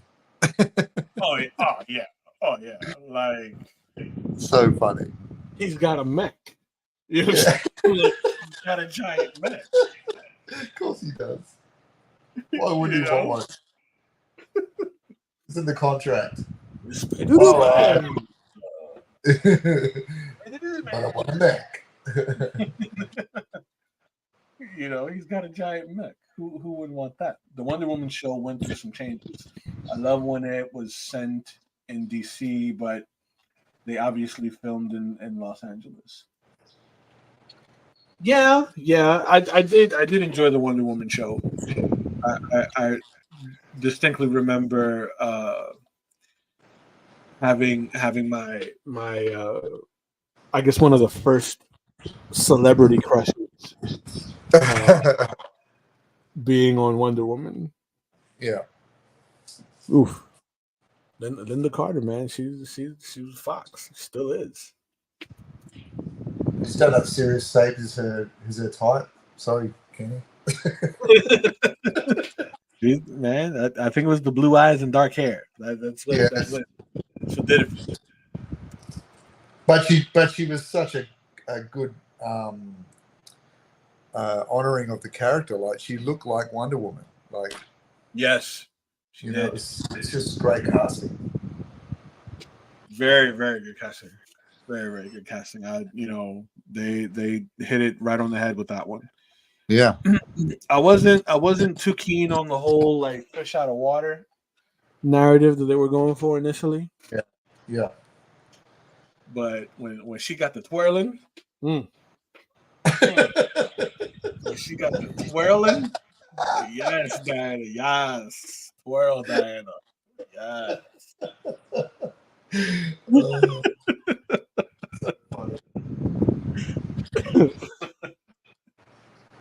We all were in love with Linda Carter.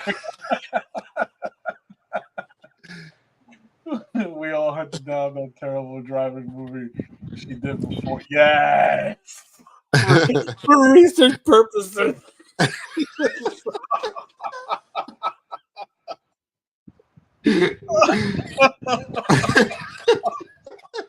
Oh, for research purposes, yes.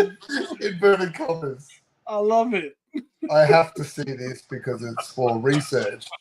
What research? Just research. Oh man! But what research? Just research.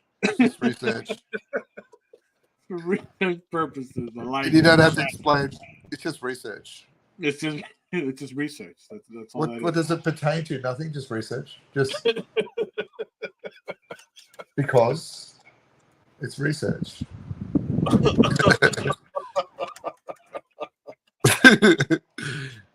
Oh, that's great. Are you writing an essay for school? No, just research. Just no. My own research. Personal findings. Purely so. Really, so I just have an awareness in case there's an assignment that I need to do. For trivia and useless facts. Yes. You never know. I've got a whole folder and video selection based upon research. That's great.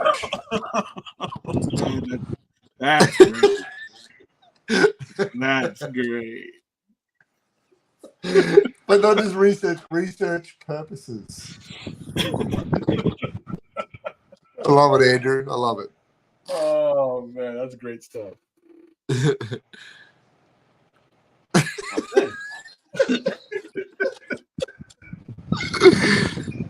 All right, we're almost there. Almost there. So I dropped in my shadows. Right. Let's tilt the camera down a little bit. So I dropped in my shadows. I was very, very careful with not going too wet in the brush. Right. So we get a nice shadow going up the center of Duncan. I'm going to be softening some areas of the silhouette with some titanium white. And then we're going to start dropping in our ink. All right. Nice. So I'm going to start with the heavier areas. I'm going to leave a lot of the background in the watercolor and gouache mix, right? Yep. So I'm not gonna like define a lot of that line work, Right. except for some of the more contrasting areas in the droids here on the ground. But we are almost there. Nearly over the line. As for me, it could take me another 3 years to do this. Mr. Noodle. As Mr. Noodle. Mr. Noodle.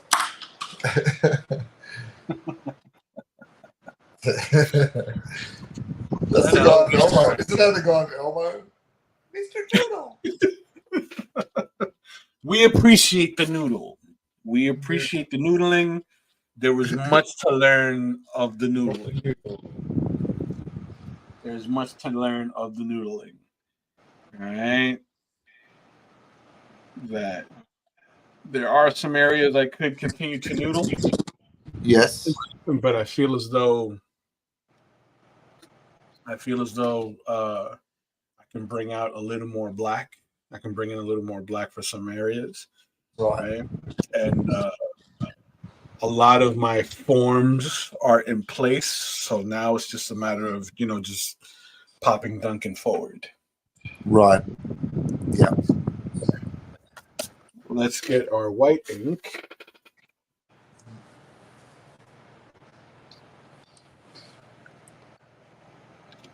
Oh, man. Research purpose. Let's go on the title of this episode. Research purposes. I love it. Join us as we deep dive in Man at Arms. And he's just for research purposes. Let me shake this thing. Try to paint a fine line.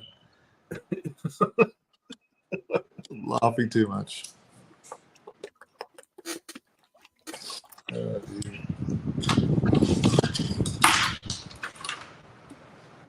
All right. Let's see what we got going on here. All right, perfect. Now let's get a little brush, a little big brush. You are taking that Bob Ross sort of approach to things I've noticed today. Very, very, very reminiscent of Bob Ross. It is, as it were, necessary. And get some of those nice little areas there.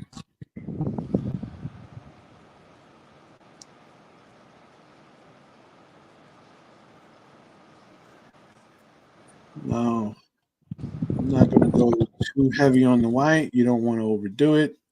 Yeah. You don't want it too glossy. Right, because then it looks like he's covered in cellophane. He's laminated. Right.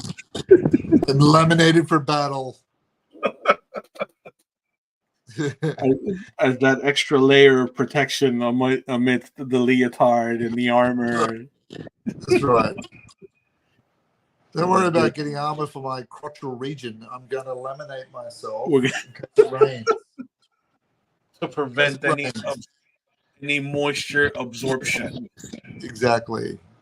That's the important stuff because, let's face it, my little fairy undies do not want to get wet. No. These are dry clean only. They can. That's right. Just applying a little bit of this white into some of the cracks where we want to cast some of that light around the armor. It's that nice break there. Get a little bit of this curve in the studs.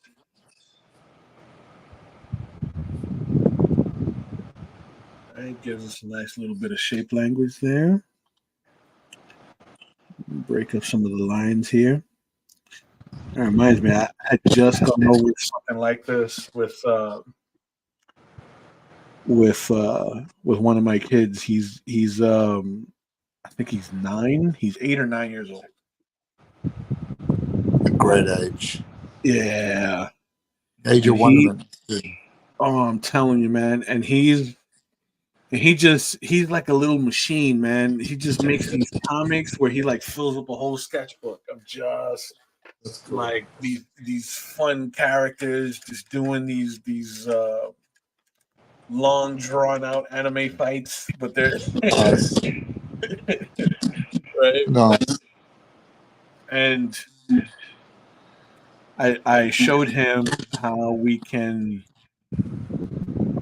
start to distinguish his good guys from his bad guys, right? Using Nice. Yep. just some visual context.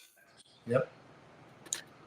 And how we can make light feel bright. Very cool. Right? Because he's got one or two characters that like throw fireballs. Right.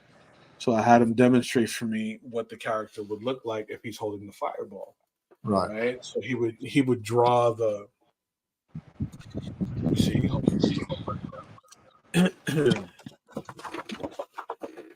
He would grab a pencil here. He would illustrate.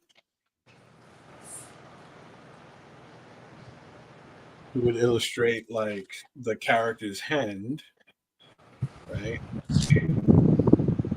Like that. Yeah. And then do the whole fireball as one solid thing. Right? Yeah. I told him, I was like, let's try something. What if we broke up the line of the fireball and the line for the hand? Right? Now it feels as though the fire is in the hand, and this area of the fireball is the brightest point. Right. Right? And I saw his little eyes kind of get big and like, oh man. So it's like, you know, now everything is on fire. Everything is on fire. Yes. You know what I mean? There's like light sources everywhere. That's great. And that, you know, and that's what makes it all worthwhile. Yeah. That's great. It's like unlocking the next level. So now everything is on fire. Everything's burning. That's it. That made my night, dude. Like, because he's such an imaginative kid. Yeah. He's very, very creative. And the rate at which he like creates characters is like, I'm almost jealous. You know, because he does it like so effortless. You know what I mean? Yeah. Like you get what I'm saying. That as adults we tend to like overthink a little bit. Yeah. He's just doing it. He's just cranking them out. Yeah. Banging them out like it's an X-Force comics in 1990. I'm telling you. Yeah. New Mutants. Well, Liefeld has that same gift. Like, he just cranks those characters out. I remember reading it when he brought Deadpool out. I had the issue when he brought Deadpool out. And I thought, oh, cool, like another one. And then he'd do Cable, and then he'd do new outfits for the characters. And he'd just go. He's just going at 100 miles an hour. You got to admire that. Did I just read that he'd retired from comics? Did I just read that? Oh, I don't know. I can't imagine him ever retiring from comics. He loves comics so much. Yeah. It'd be kind of strange for him to retire now, just before the Deadpool movie comes out. Yeah. And he's not how old's Liefeld? He'd only be in his 60s, wouldn't he? I think so. Yeah. Hold on, let's see. Rob Liefeld. He's 56. 56. 56. It's all that Fox Bank that's flowing into the into the bank account. 56. So I am just layering in a bit of reflected light from the explosion below Man-at-Arms in his tricep area. Very nice. Just for research purposes. I'm just putting that in.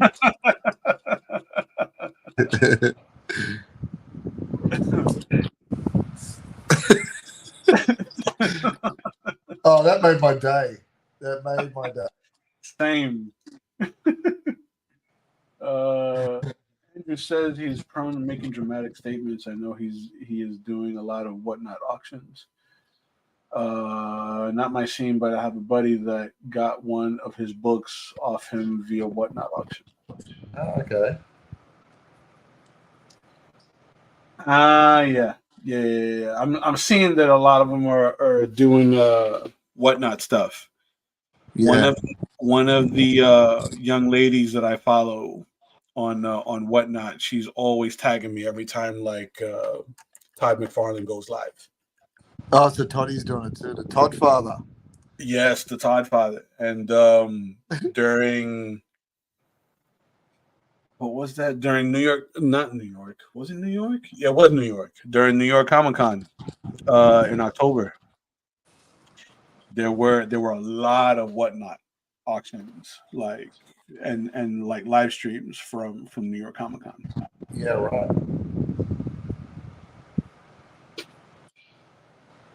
From the convention itself, from the con. Wow. From the con. Okay. That's different. I think whatnot had a booth. Right? Oh wow! So they would bring people over to the booth, and you get the whole whatnot backdrop, right? Yeah. And they're just do a live auction. Yeah, they're doing live auctions and selling off that's cool. That's good. That's cool. Artwork, signed books. I love that. Pop figures, yeah, man. It was really, really there was a lot of activity in New York Comic Con weekend.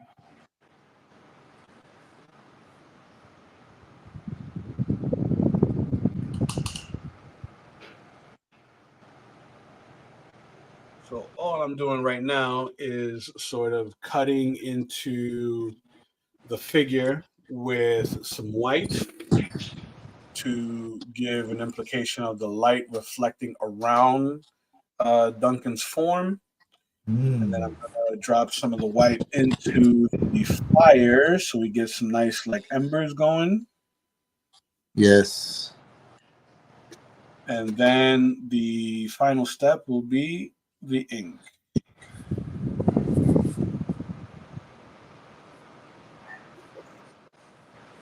Years back, Whatnot did a co-sponsor with Marvel for a time. Marvel was streaming their had co-sponsors. I believe it. You know, I actually had tagged in some Whatnot streams from guys that are industry guys, right? There aren't a lot of them, but there's a few of them that are Whatnot, especially when things kind of slowed down for a little bit coming off of the pandemic. There were a few guys on Whatnot selling their stuff and doing live stream commissioned work and such. And recently I got tagged in a stream where someone had pulled a Miles Morales that I did for Marvel Premiere. Which was nice to see. Yeah, that's cool, man. It's always interesting to come across your artwork out in the wild. Yeah. That's right. That's right. Out in the wild. Which was funny because you know how I write my signature. The guy couldn't read my signature. Yeah. He's like, "Oh man, this Miles Morales is really cool." And let's see who the artist is, right? So he flipped the card over and he was like, we'll look at the checklist. Yeah. Kenny Cooper too. Who's the artist for that? Kenny Coppertone? What is that? Kenny Coppertone coming this summer. You know what I mean? Like it was In a world.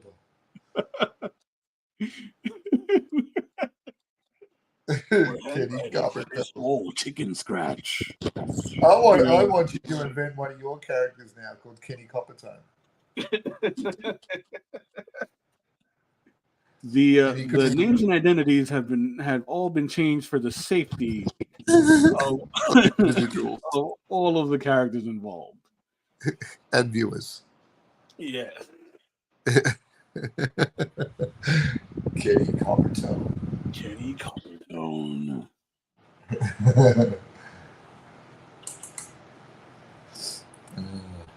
Seems not a bad way to dump your comps.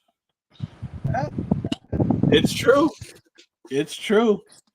But my problem is, Andrew, is I like holding on to everything, right? Like I hold on to everything. I don't like getting rid of nothing, dude. Ask Melissa. Everything. Ongoing discussion. You know what I mean? But like, I got like artist proofs from previous Marvel sets that I haven't been able to let go just because, you know, it's stuff that I did for Marvel. You know what I mean? Yeah, that's cool. And like, I hold on to them just because it's like it's a milestone for me, right? And like my son, who's 11 years old, you know, they're really for him, so that, you know, he can like kind of look back at some of the things that his old man did. You know what I mean? Yeah. But I got man, like I got stuff that like I'm surprised people are willing to pay me money for, you know. I believe Walt Simonson held on to 99% of his original art. I think that is why when artist editions started, all true. Yeah, the artist editions from IDW, we had so many of his own. I agree, and that's actually a great way to sort of like get the art out there, but like not get rid of your OPs. And I mean, try and hold on to the originals as much as you can. And I'm surprised with that because Walt, because he came from those days when there was no return policy, didn't he? Like, that's right. That's incredible that he held on to it. That's right.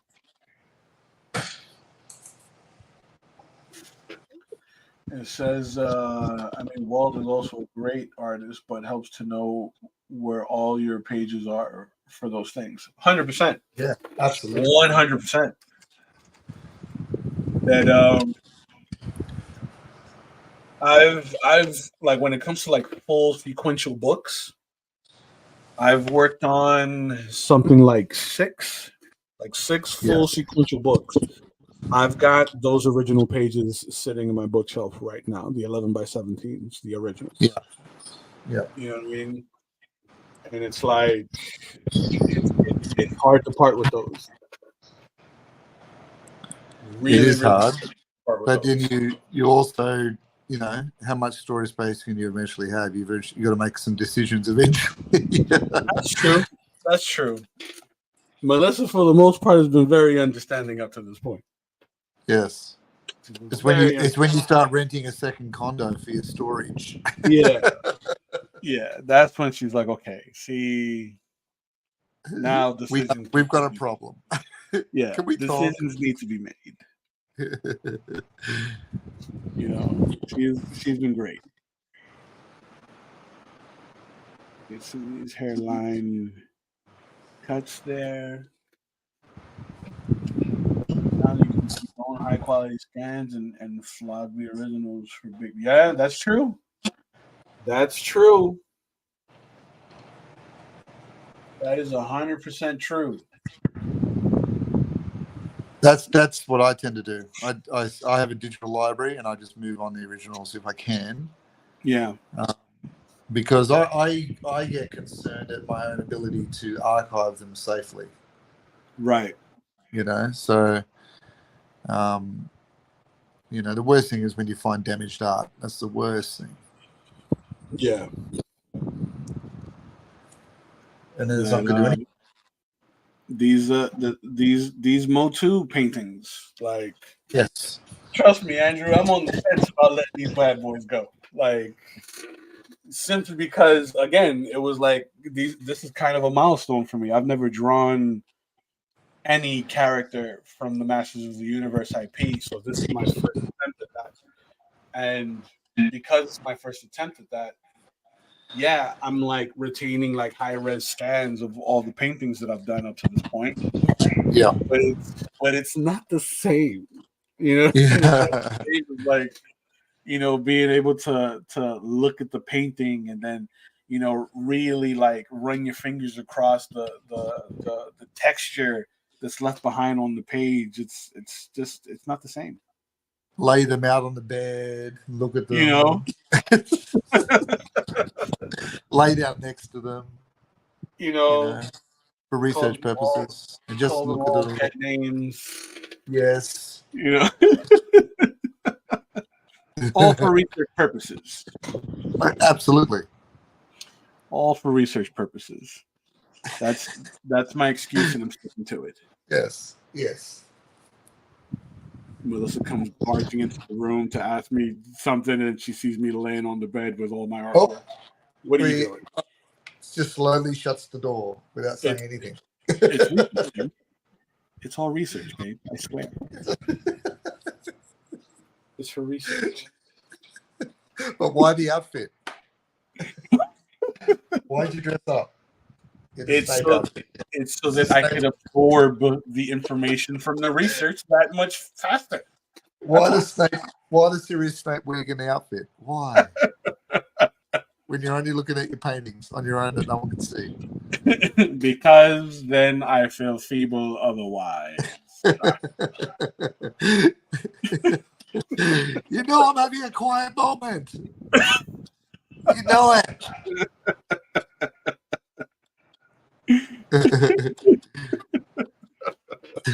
You know I need this. It's been a big week. God, just let me have it. God. Let me have this. You know I don't ask so much. This is my thing. You knew it.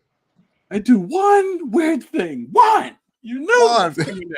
And you take photos and post it online. Why? It brings shame to both of us. You know this. Think of the children. What? Think of the children.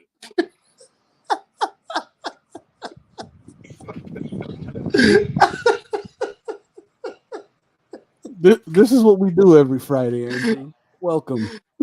Welcome. And you know what? This is what's going through our head anyway. We just let it out. You know?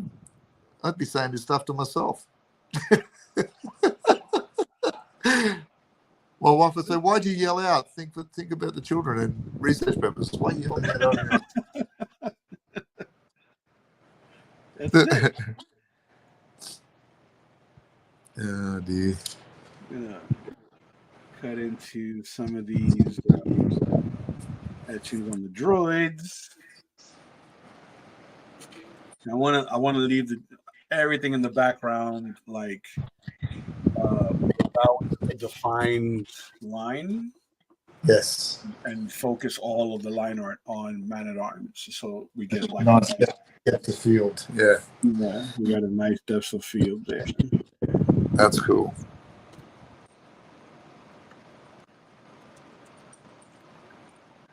Let's see here. What do we got? I think we're good there. I think we can add a little bit of this white to the edge of the helmet.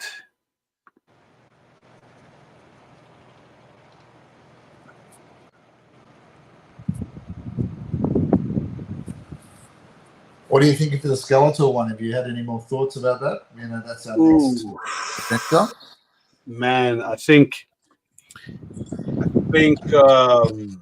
he's the big bad. He is the big bad. And even at this last show, I had a guy look at the paintings because I had him in my portfolio. Yeah. And he's like, man, I'm gonna hold out for that Skeletor. I told him Skeletor's the next one up. He's like, oh man, I'm gonna hold out for Skeletor. People love the Masters of the Universe stuff. They love it. It's because it's so colorful and fun, and I don't know if there's that many people really doing it. Like, but there's a lot of people. Love it. Yeah, I don't like off the top of my head. I don't know of many guys that are like doing it. No. But I've enjoyed how flamboyant it is. Like, yes, so much color and because it's a toy property, but just so much fun with it. Yeah. So I think, man, I haven't decided. I got a few ideas in my head. Yeah. But I would need to do a little more research. I want to do a little bit of homework. Yeah. Because it's got to feel authentic. Yes. Because I thought of the throne, but like you're gonna do a throne. No, I'm not doing the throne. You're not gonna do a throne?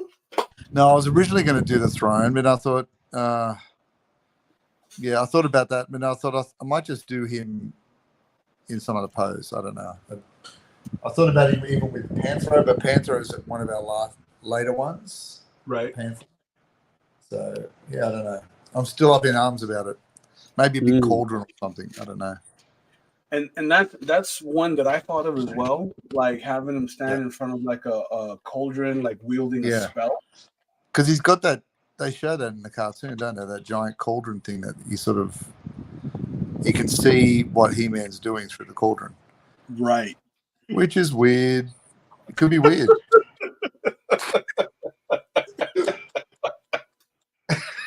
What are you doing in there? It's research. It's more research. Research. It's my research. He-Man again? All right. It's for research purposes. But He-Man, all right. What's your thing? Well, I got no face. Give me a break.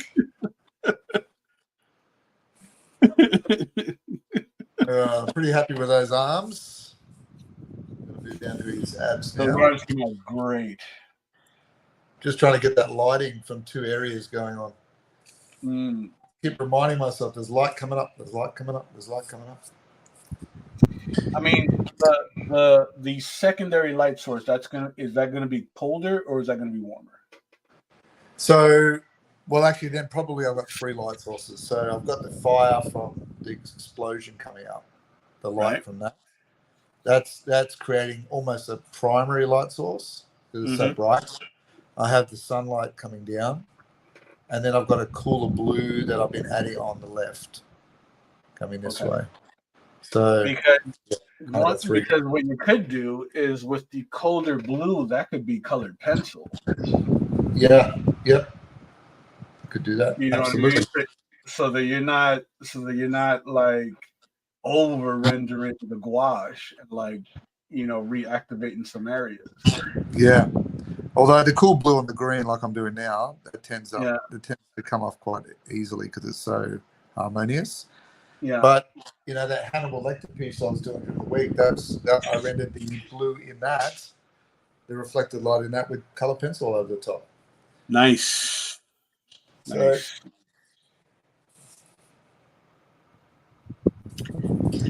I like the use of colored pencil over certain media. Yeah. Right, because it's just soft enough to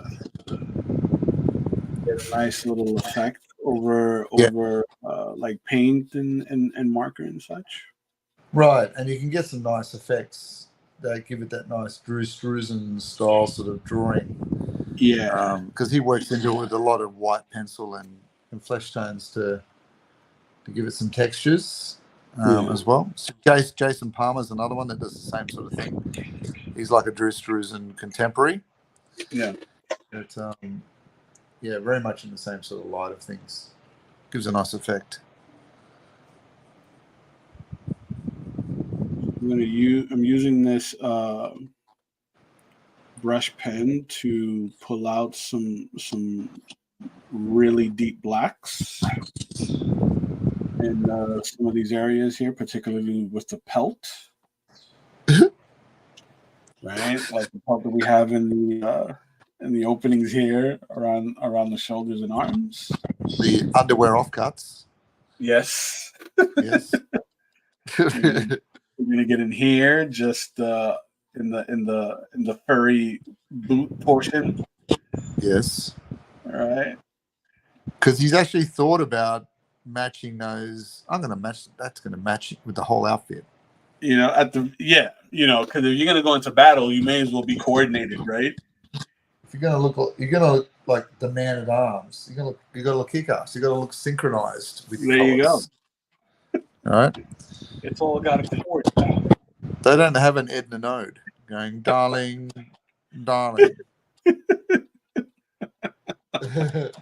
Can you imagine being the Edna Node in the Masters of the Universe? It's all got to coordinate. Yes, a black pelt, darling. Yeah. I wear black today. I'm feeling Red gemstones in your belt, darling, must match the helmet. See, now my Edna Node's kind of like Sirius Snape and Edna Node had a child. There's a visual for your kids. There's a visual for your playing at home. You can share the trauma, all right? So it's not just in my brain.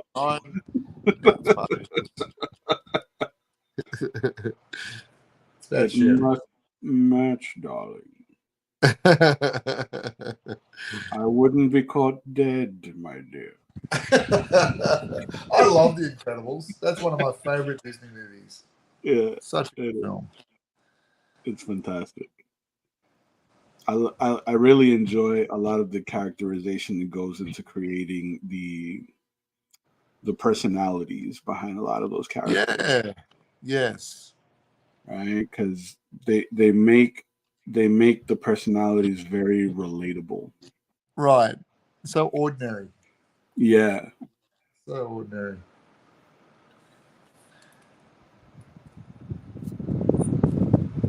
So I'm going to etch in some of the negative space in between the wrapping around his boots. I'm not going to go super detailed with it due to how harsh the lighting is behind Man at Arms.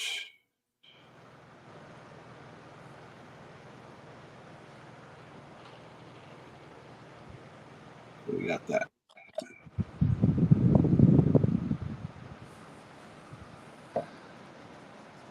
Wrap right there. Going into the boot.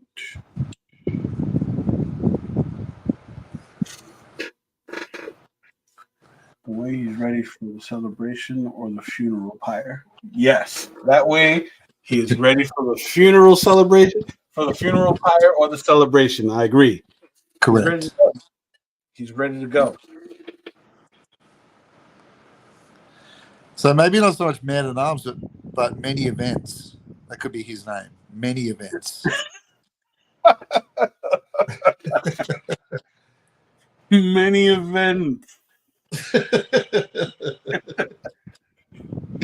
Will you be joining us for dinner? Yeah, but of course. I'm ready. I'm ready now. I'm ready for all events. I can do anything. Right now, I can do anything. Right now. Right now. I'm ready. I love this how you think he talks. It cracks me up. He's so aloof. Right now, I can do anything. I'll do all of it.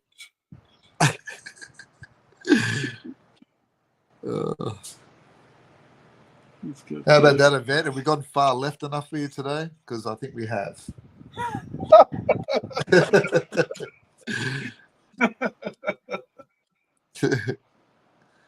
So, those of you that are following along with us, I'm just dropping in some of these harder blacks, right, to aid in the communication of there being a shadow in the center of Man-at-Arms' form, since we have a light source pushing in from the rear there. So I'm using a Pentel brush pen, right, to get some of these larger fills in.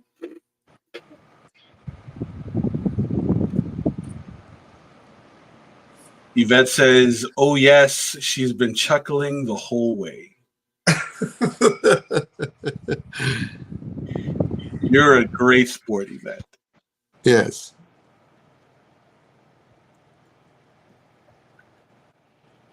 This is these are the mind. This is a glimpse of the mind and of painters and artists. Yes. We give you the 1% because any more than that, it'd be like looking at the sun. Yeah. Terrify people. 1% of my insanity. That's what you get. Looking at the sun.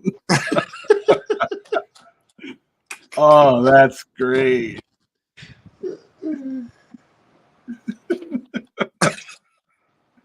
I don't know why I thought of Terry Crews in the Old Spice commercial. He says, "Solar power." Oh man, double sun power.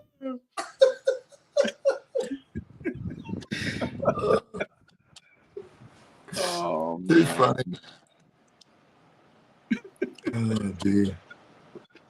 Get it here nice and thin. We don't want to go too thick on that line weight.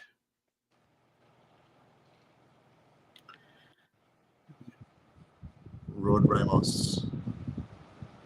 Was that Rod or Rodolfo? I think it was Rod Ramos. Yes. No, Rod Rodolfo. It was Rodolfo. Ramos was a name that he really dropped. He liked the thick line. Yes, he likes it thick. He likes it thick. So I'm gonna break out the quill right now. Start dropping in some of this line work.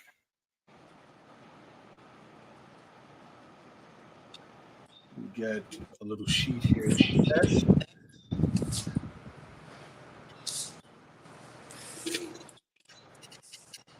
All right. Start with the leg here.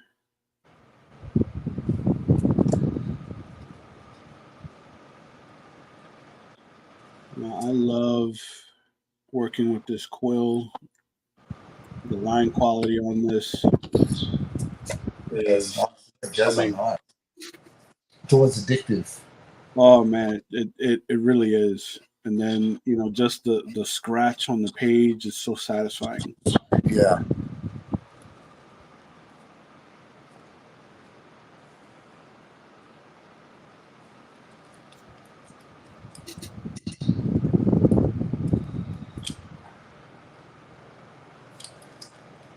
When's the next convention, Kenny?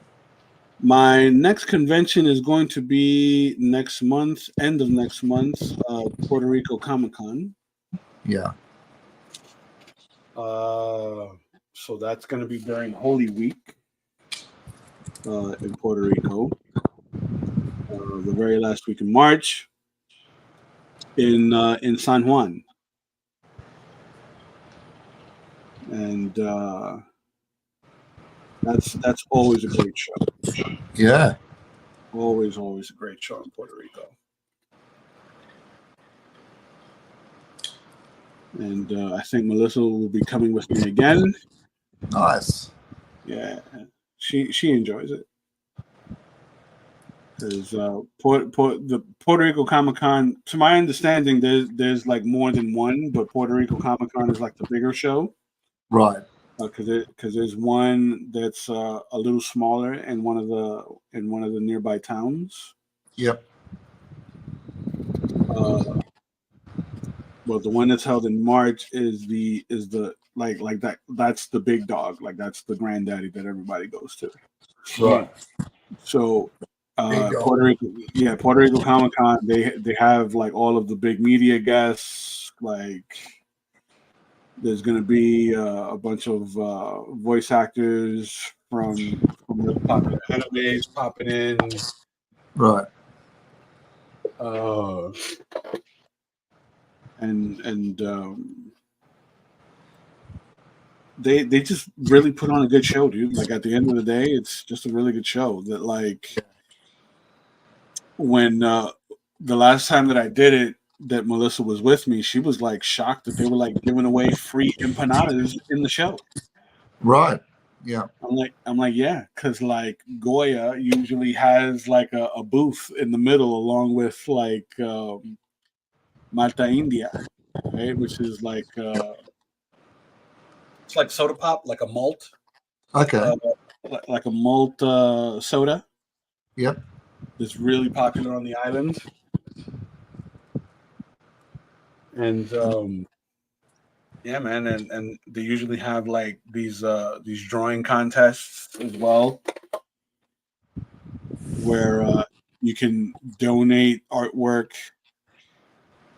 to a charity, and it's just they got a lot. They got a lot of little activities. They got, yeah, some gaming stuff. Does any of the big companies get out there? The publishing companies? Not to my knowledge, not that I've seen up to this point. That's tragic. Haven't figured it out yet.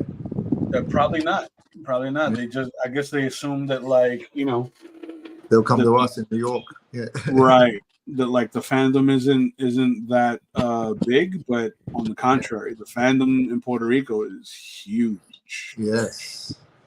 That I've had conversations like with some fans that are like from Puerto Rico, like not, you know, not Americans that like relocated. They're from the island, and like they're very like knowledgeable about culture. Yeah, cool. Was that the one we were eventually going to come out and do with you? I believe so. Yes. Yeah.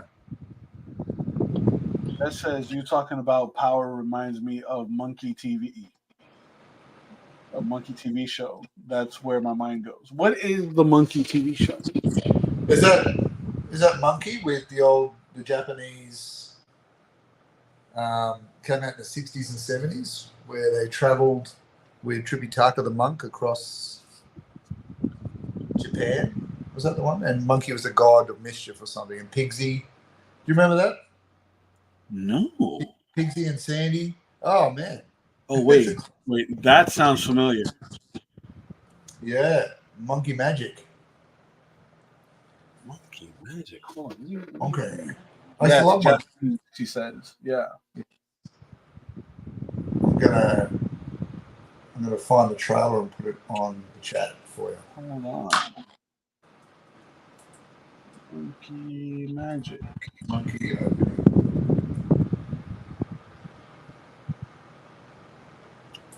Oh yes, I do remember this. Yeah. That's a great show. Yeah, I do remember this. Andrew says, I did buy an old page where the word balloons fell off. They were included in a baggie. Oh. Now see, that's you can't get more authentic than that. That's right. I love that with the word balloons on them. That's great. You can't get more authentic than that. That's serious business right there. What page was it? Like what from what book?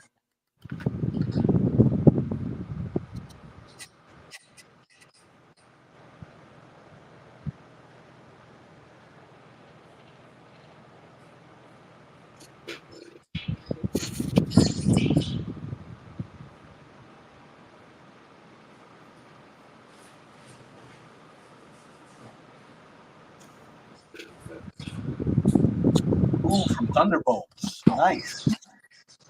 That's cool. Nice. That's kind of something that we miss now, isn't it? When you buy original pages, it doesn't have the word balloons. You know, but right. That's a shame, because that old school, the narrative boxes, the thought balloons. Right. That's so cool.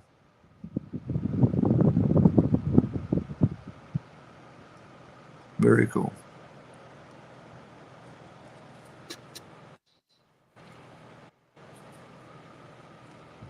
Now, if you guys are curious, you're gonna notice that I'm gonna be breaking up my line a lot.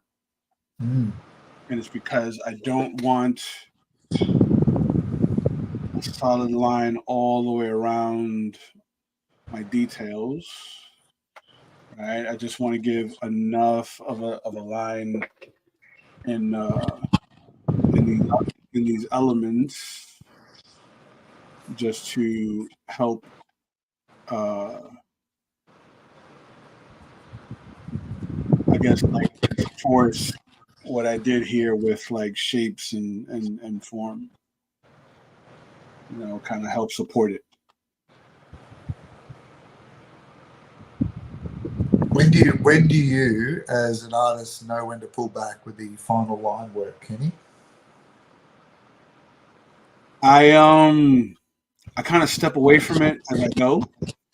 Yep. Right. So I'll do a little bit and then I'll like stop and look at it and kind of like pull the reins so I don't like overdo it. Yep. So like in here, I realize I can drop a little bit of shadow in here. So I'll hatch a little bit. And then I could get away with a dark shadow in here as well.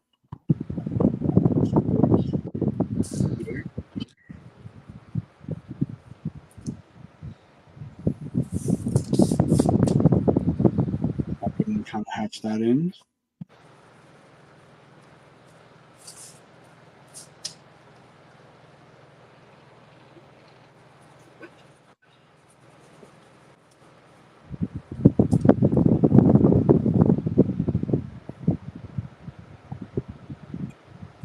Andrew says it moves the lettering at some point into its run. I vastly prefer pages with word balloons. Above my computer, I currently have framed a Rick Lenardi Owl page from Spider-Man 2099 meets Spider-Man #1. Wow. Story page. Very much with the price, and the price was right. Nice. Yeah, man. You can't go wrong with that kind of stuff. You can't go wrong with that kind of stuff. I know it's gonna run me a pretty penny. And I know it'll be difficult for me to find it. Yeah. But I want to come up on either a Dan Jurgens or a George Perez Superman. Yes. All right. Not a John Byrne. John Byrne, not so much John Byrne, because I think for me personally, like when I think of Superman, I think of Dan Jurgens and George Perez. Like George Perez, the way he would illustrate like Wonder Woman, like his run on Justice League. Yeah. And Dan, for me, like Dan Jurgens, just like he was on Superman for so long that it's like I can't. You know what I'm saying? Well, he did a run right through the death, didn't he? So he went from 88. He did. Right he through did. To the death. Yeah. And brought him back. Yeah. And brought him back. Yeah, I'm the same, but I'd probably go earlier, and I'd probably go Kurt Swan and Wayne Boring. Ooh, okay. Kurt Swan and Wayne Boring Superman would be, but you're looking at, thousands. Like, no, that's what I'm saying. You go old like that. Or Al Plastino, he's a great Superman. Like, you can go early like that, it's going to cost you the money.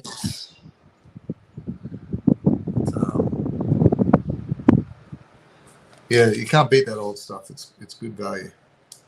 Yeah.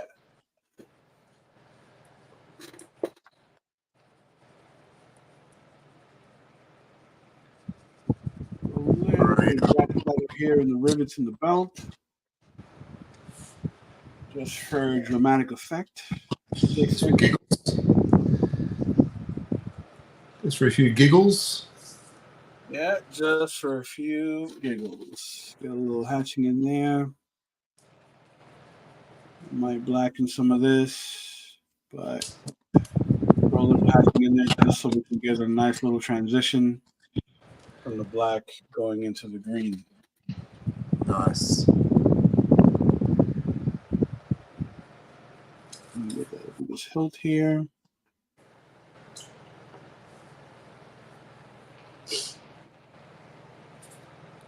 How you doing over there, Will? Good. I'm moving through the legs now, and as I'm going, because I'm working on such large areas, Right. I'm mindful that the trap is to move quicker and traumatize the paper. Right. So I am trying to just treat it as a layer, and then I'll come back and clean up any strokes. So the streakiness will go away on the next layer. So it's really just another wash, not a wash, but a thicker covering. Right. Now, when you're working with a larger area, for example, do you stay with a relatively mid-sized brush, or do you go with something a little bigger? I go larger, but I don't go rounder. So because you can go with those beautiful big Japanese watercolor brushes, but the bristles just can't handle it. I mean, if I'm doing something where I'm working on illustration board, like the horror piece I'm working at the moment, yeah, it holds it really well. So I can go large and round, and I can even use airbrush. But these Bristol pages just flip out; they just can't handle it. So when I'm doing this stuff, I just have to work. I can use a large flat brush, right? But I've just got to go in smaller areas. Because too much trauma, the paper just flips out on you. So sure. I've just got to work slowly, and the trick to that is to just keep in mind where you're at. Mm-hmm. You know? So rather than making one strong bold flash, you've got to then move slower through it. If that makes sense. Yep. And that's where I'm at now. So the legs are a fairly large area, but I'm lucky enough that I can move through the hills of the muscle, so in and out, just reminding myself what I'm up to. Yeah. So it might look like a haphazard madness as I'm going through it, but the thought process is very controlled. Right.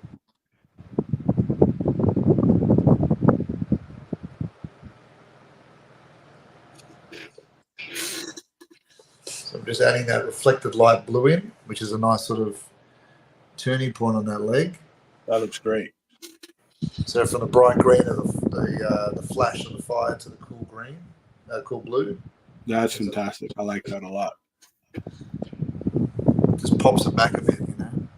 Yeah.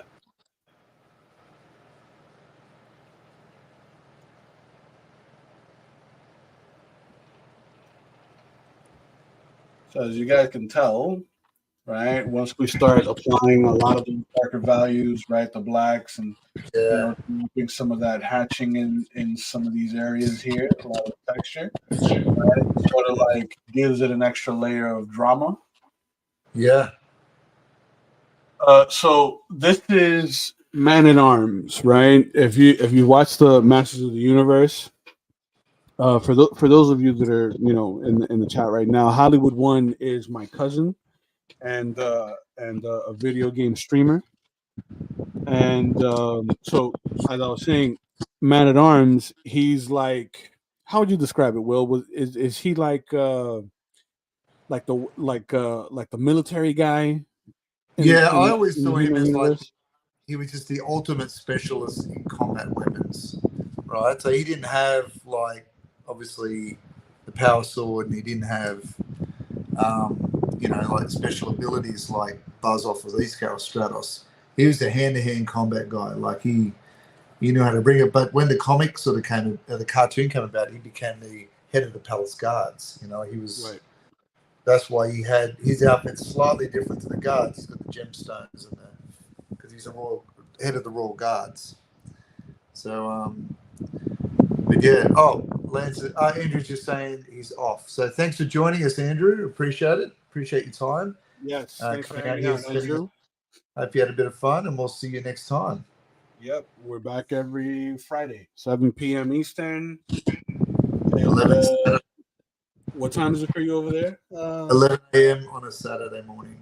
11 a.m. Saturday morning in Australia. Yeah.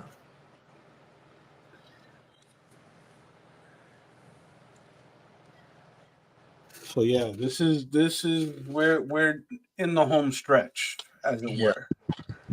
Right. So what I'm using here is a nice round brush. It's and I'm using it in the dipped ink water. Right.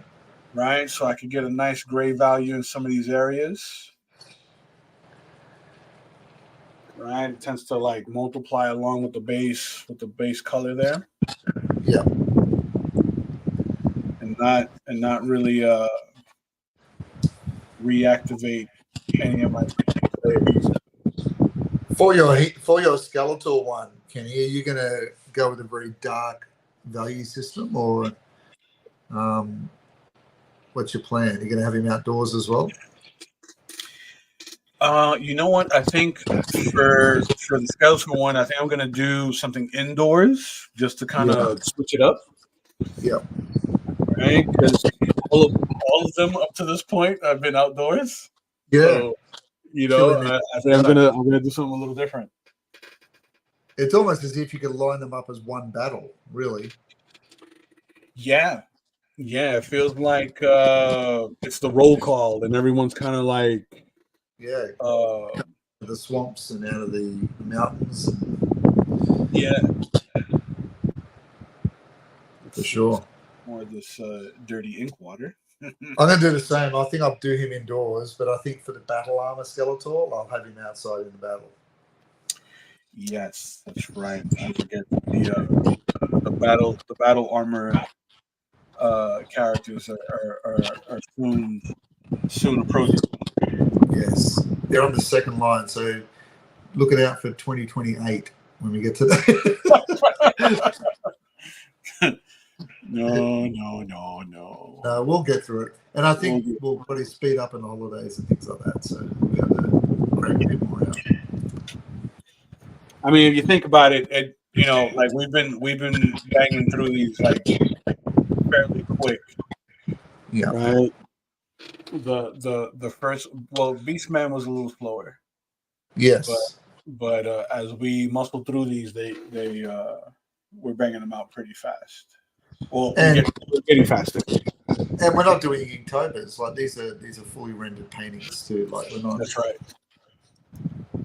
Spending a bit of time on them. Yeah, which says a lot. It says a lot.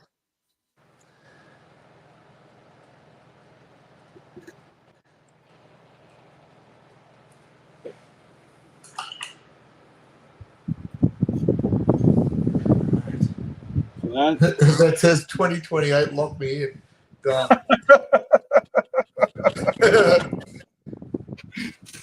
Nice. See, this is why I call this part or this phase of the artwork the fun part, because it's like this is where like all the drama starts to like, you know, unify the piece, and you know, the shadows and the lights start working really well together. Nice. Start getting a bit of meat in the sandwich. There you go. Let me start lining in that arm.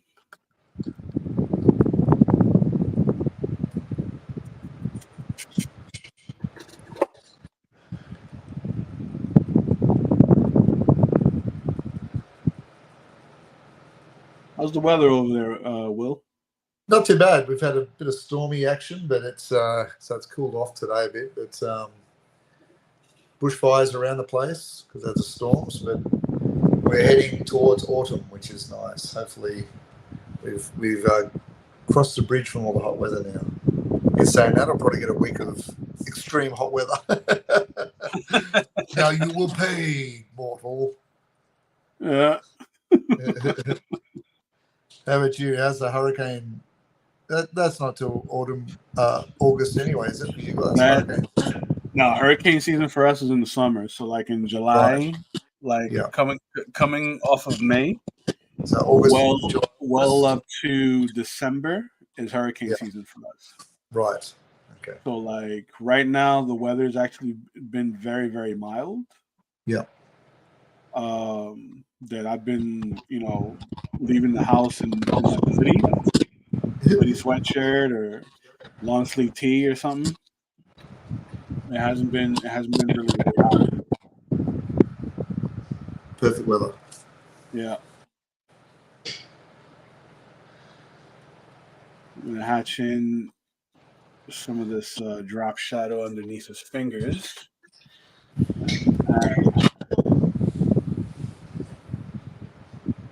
His thumb right under here.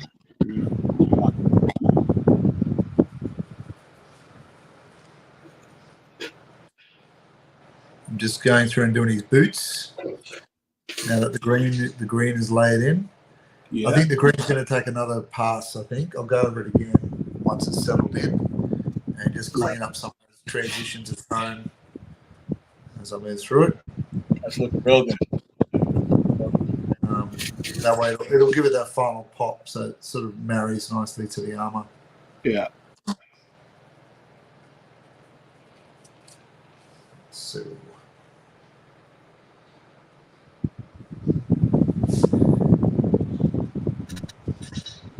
good. The rivets in place.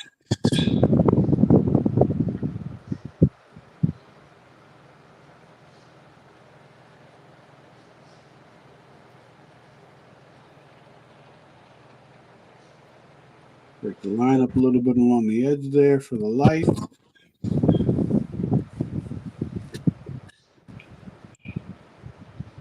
Let's go deep.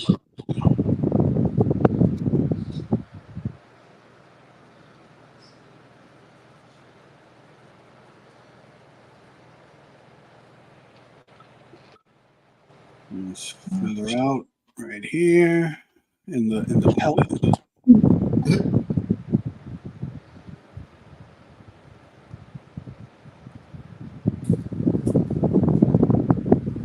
Did you do the straps on his boots, Kenny?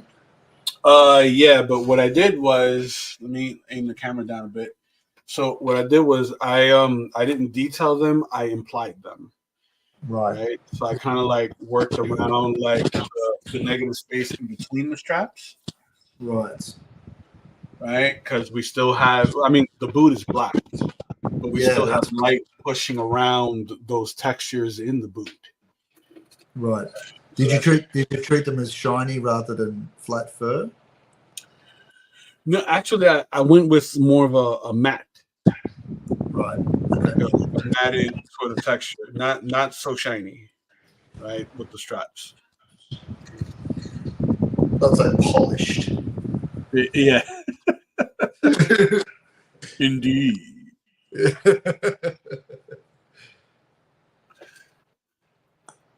We're coming together.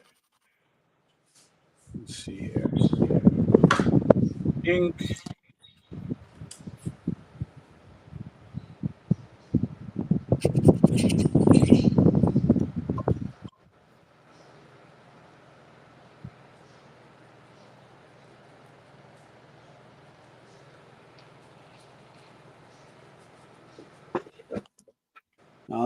I like doing my feathering kind of wild, so it won't necessarily like stay uniform all the way around. Yeah. Right.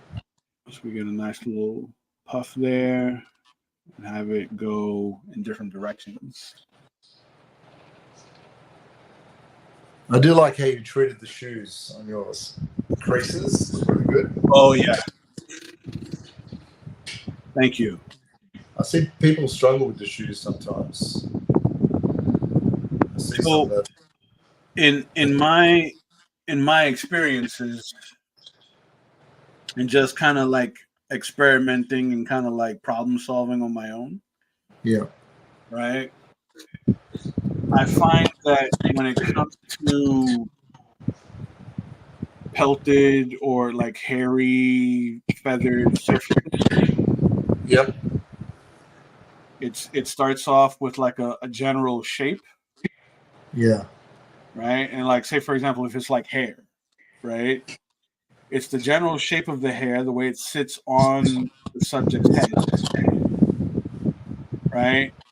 How it would frame the face, and then the texture of the hair. So, like, if it's like wavy or curly and so forth. Right. Yeah. Right.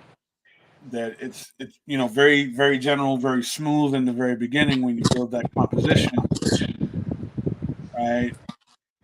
And then framing the face is relatively easy, but then it's like, now what is the texture you want to give that hair? Right. Yeah. So here, my inspiration for the texture is like mink or like a skunk or something, right? Something with short hair.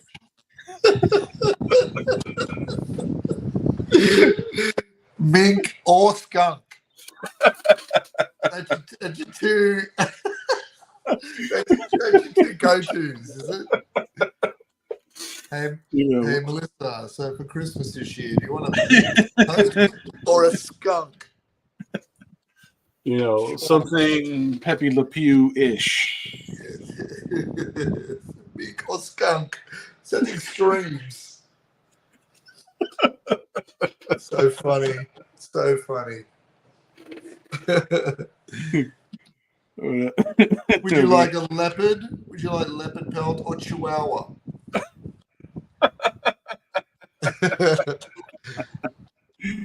Yes, I now realize the folly of my words. Back to Snape. Back to Snape again. That's right. No. Now looking at this, I can actually get in there with some black. Yeah. Nice.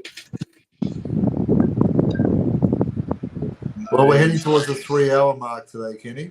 Yep. Time flies. Very, very, very quickly. Yep. So you're nearly finished? For today.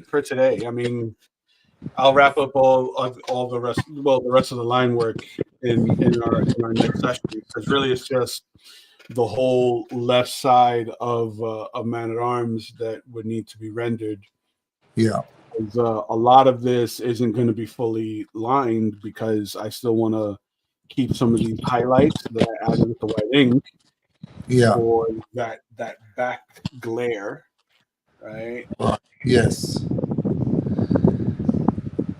And just some small etchings in here, some scratches, some wear and tear in the armor. Yes. Details in his face, and we can put this one in the books. I actually did a little sketch of Man at Arms' face during the week, and I did a bit of wear and tear on the arm. I saw that sketch. That was good stuff. A little bit of brown paperwork. Yes, that was good stuff. Very impressive. Thanks, man. That was a bit of fun, and just being able to do the armor damage and it's nice. And all the details that you threw into the helmet, that was great. It's a funny helmet, especially when you look sideways. I always thought it was like a big bucket, but it's actually not. It curves up at the back. Yeah, it's really interesting. That was Chris Borman's joined us. Hey, Chris. Welcome, sir.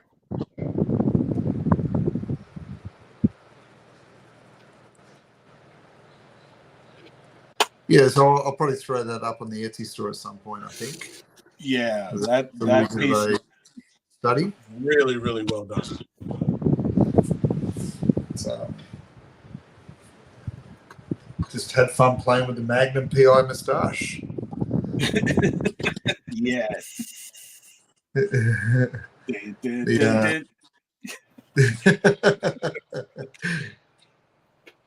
Yes, the Magnum PI. That's it.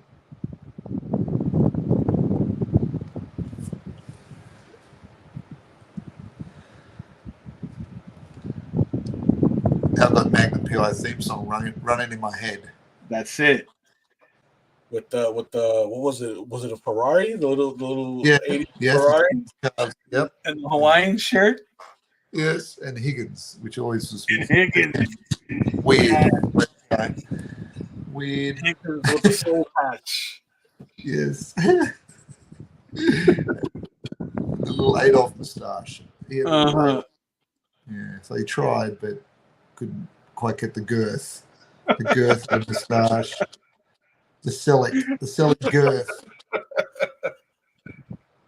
No, that was Tom Selleck's eyebrows and stash. That's like legendary. It is. It should be like a legend. It should be in the Smithsonian one day. 100%. Yeah. Like the Smoking the Bandit hat. Oh yeah. Oh yeah. Mm-hmm. A little more of this black.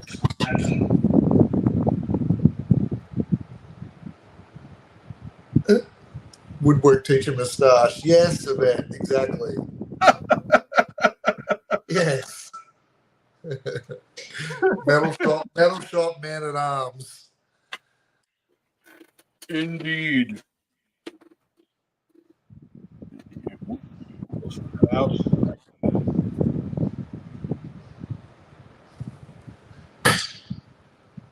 Here we go. That feels a little better.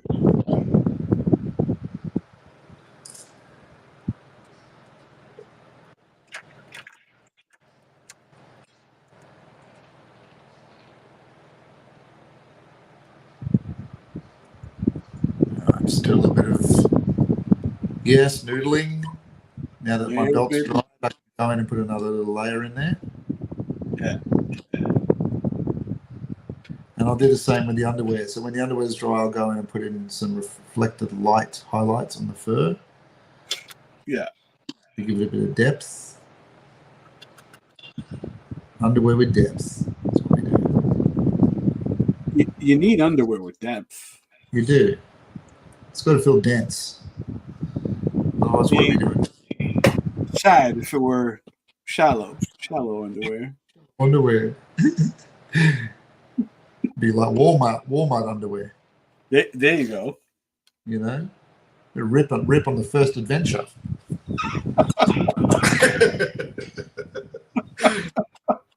That's a sad walk home, isn't it, from a battle?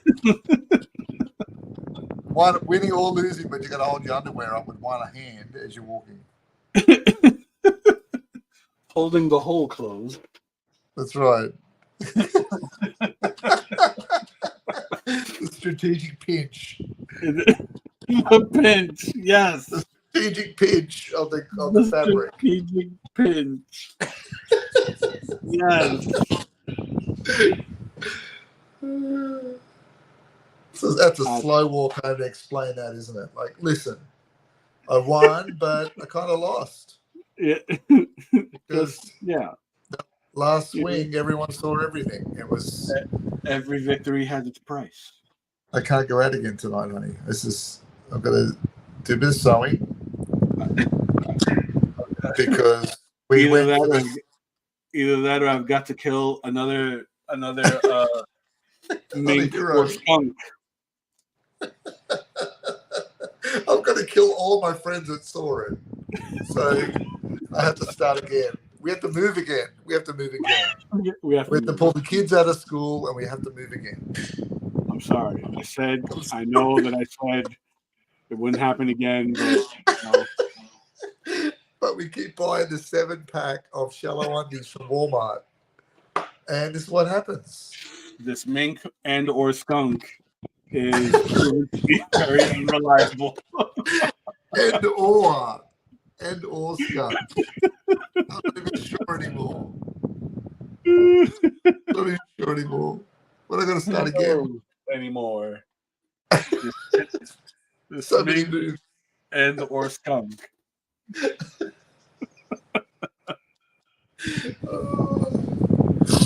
There we go.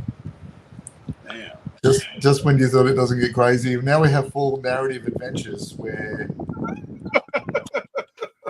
he's talking to his wife after ripping his underwear, and now they're going to move the kids out of school. That's it. Yeah. To maybe like where Hordak lives, because that's the only place left we can go to. And we've deduced more or less the animal from Eternia that the cult derived from. Which really only ever came about because of our heavy involvement in our research purpose. Yes. That, we were able to come up with a solution. A mink and or skunk. And or skunk. Not bear or something cool, but a mink or skunk. You know? Not even anything like fantasy based, like No. Something. you know, an Eternian Exila or something, but no, it's just mink or skunk. Yes. Accepted. And or it could be a combination. Yes, leaving options open for a David Attenborough documentary. The mink and or skunk. And or skunk. Easily adapts to the Eternian wastelands. Yeah. Hunted to extinction because of their overuse of underwear. Hunted down to extinction to create pelted undergarments. Pelted 7-pack undergarments readily available At your local for all warriors. Yes. Of all terrain. Of all terrain. Yes. Of all terrain. Because Stratos isn't wearing feathers on his undies. Yes. And Buzzoff hasn't got something that's woven from bees. Like they're all wearing the feathered undies. Although, didn't we say Merman had like a coral based sort of underwear? It yeah. Yeah, Still looks furry though. Still looks furry. It looks like a furry, like a otter. Yeah. True. Well, yes. You know what? That makes more sense, right? Like an otter, because So the water beads off. Yeah. There you go. There you go. It beads off the surface of my crotchal region. Welcome to the live stream, ladies and gentlemen. That's all right. The 3-hour mark, we've lost our minds. When you buy the 7-pack, what do you do for the other 5 months? That's too much math for me, man.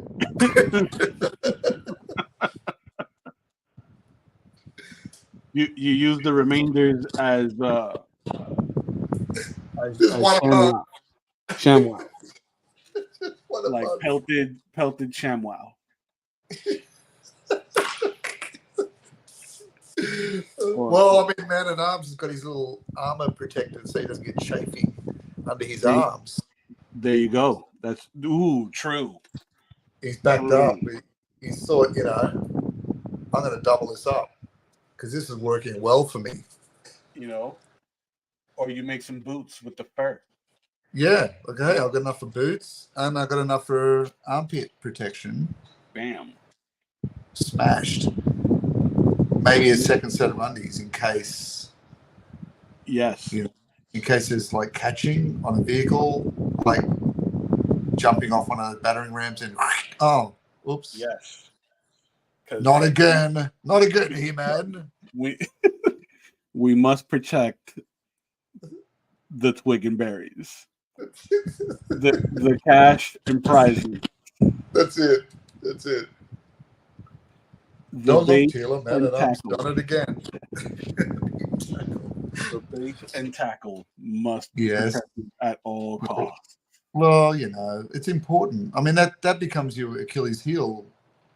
If the training wheels are exposed, that becomes your Achilles tendon, you know, like.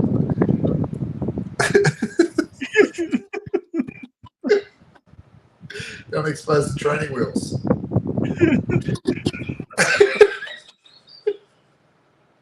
Oh man.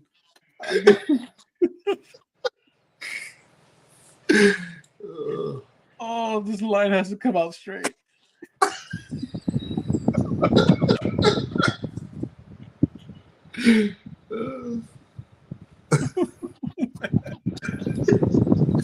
Oh, I tell you. I'm gonna get sued. I'm gonna get sued by Mattel. I can just see it. Or Filmation. Or at least a very stern letter. Yeah, cease and desist. A very stern letter. For making fun of our underwear and our characters. And J.K. Rowling for our serious Snape impersonations.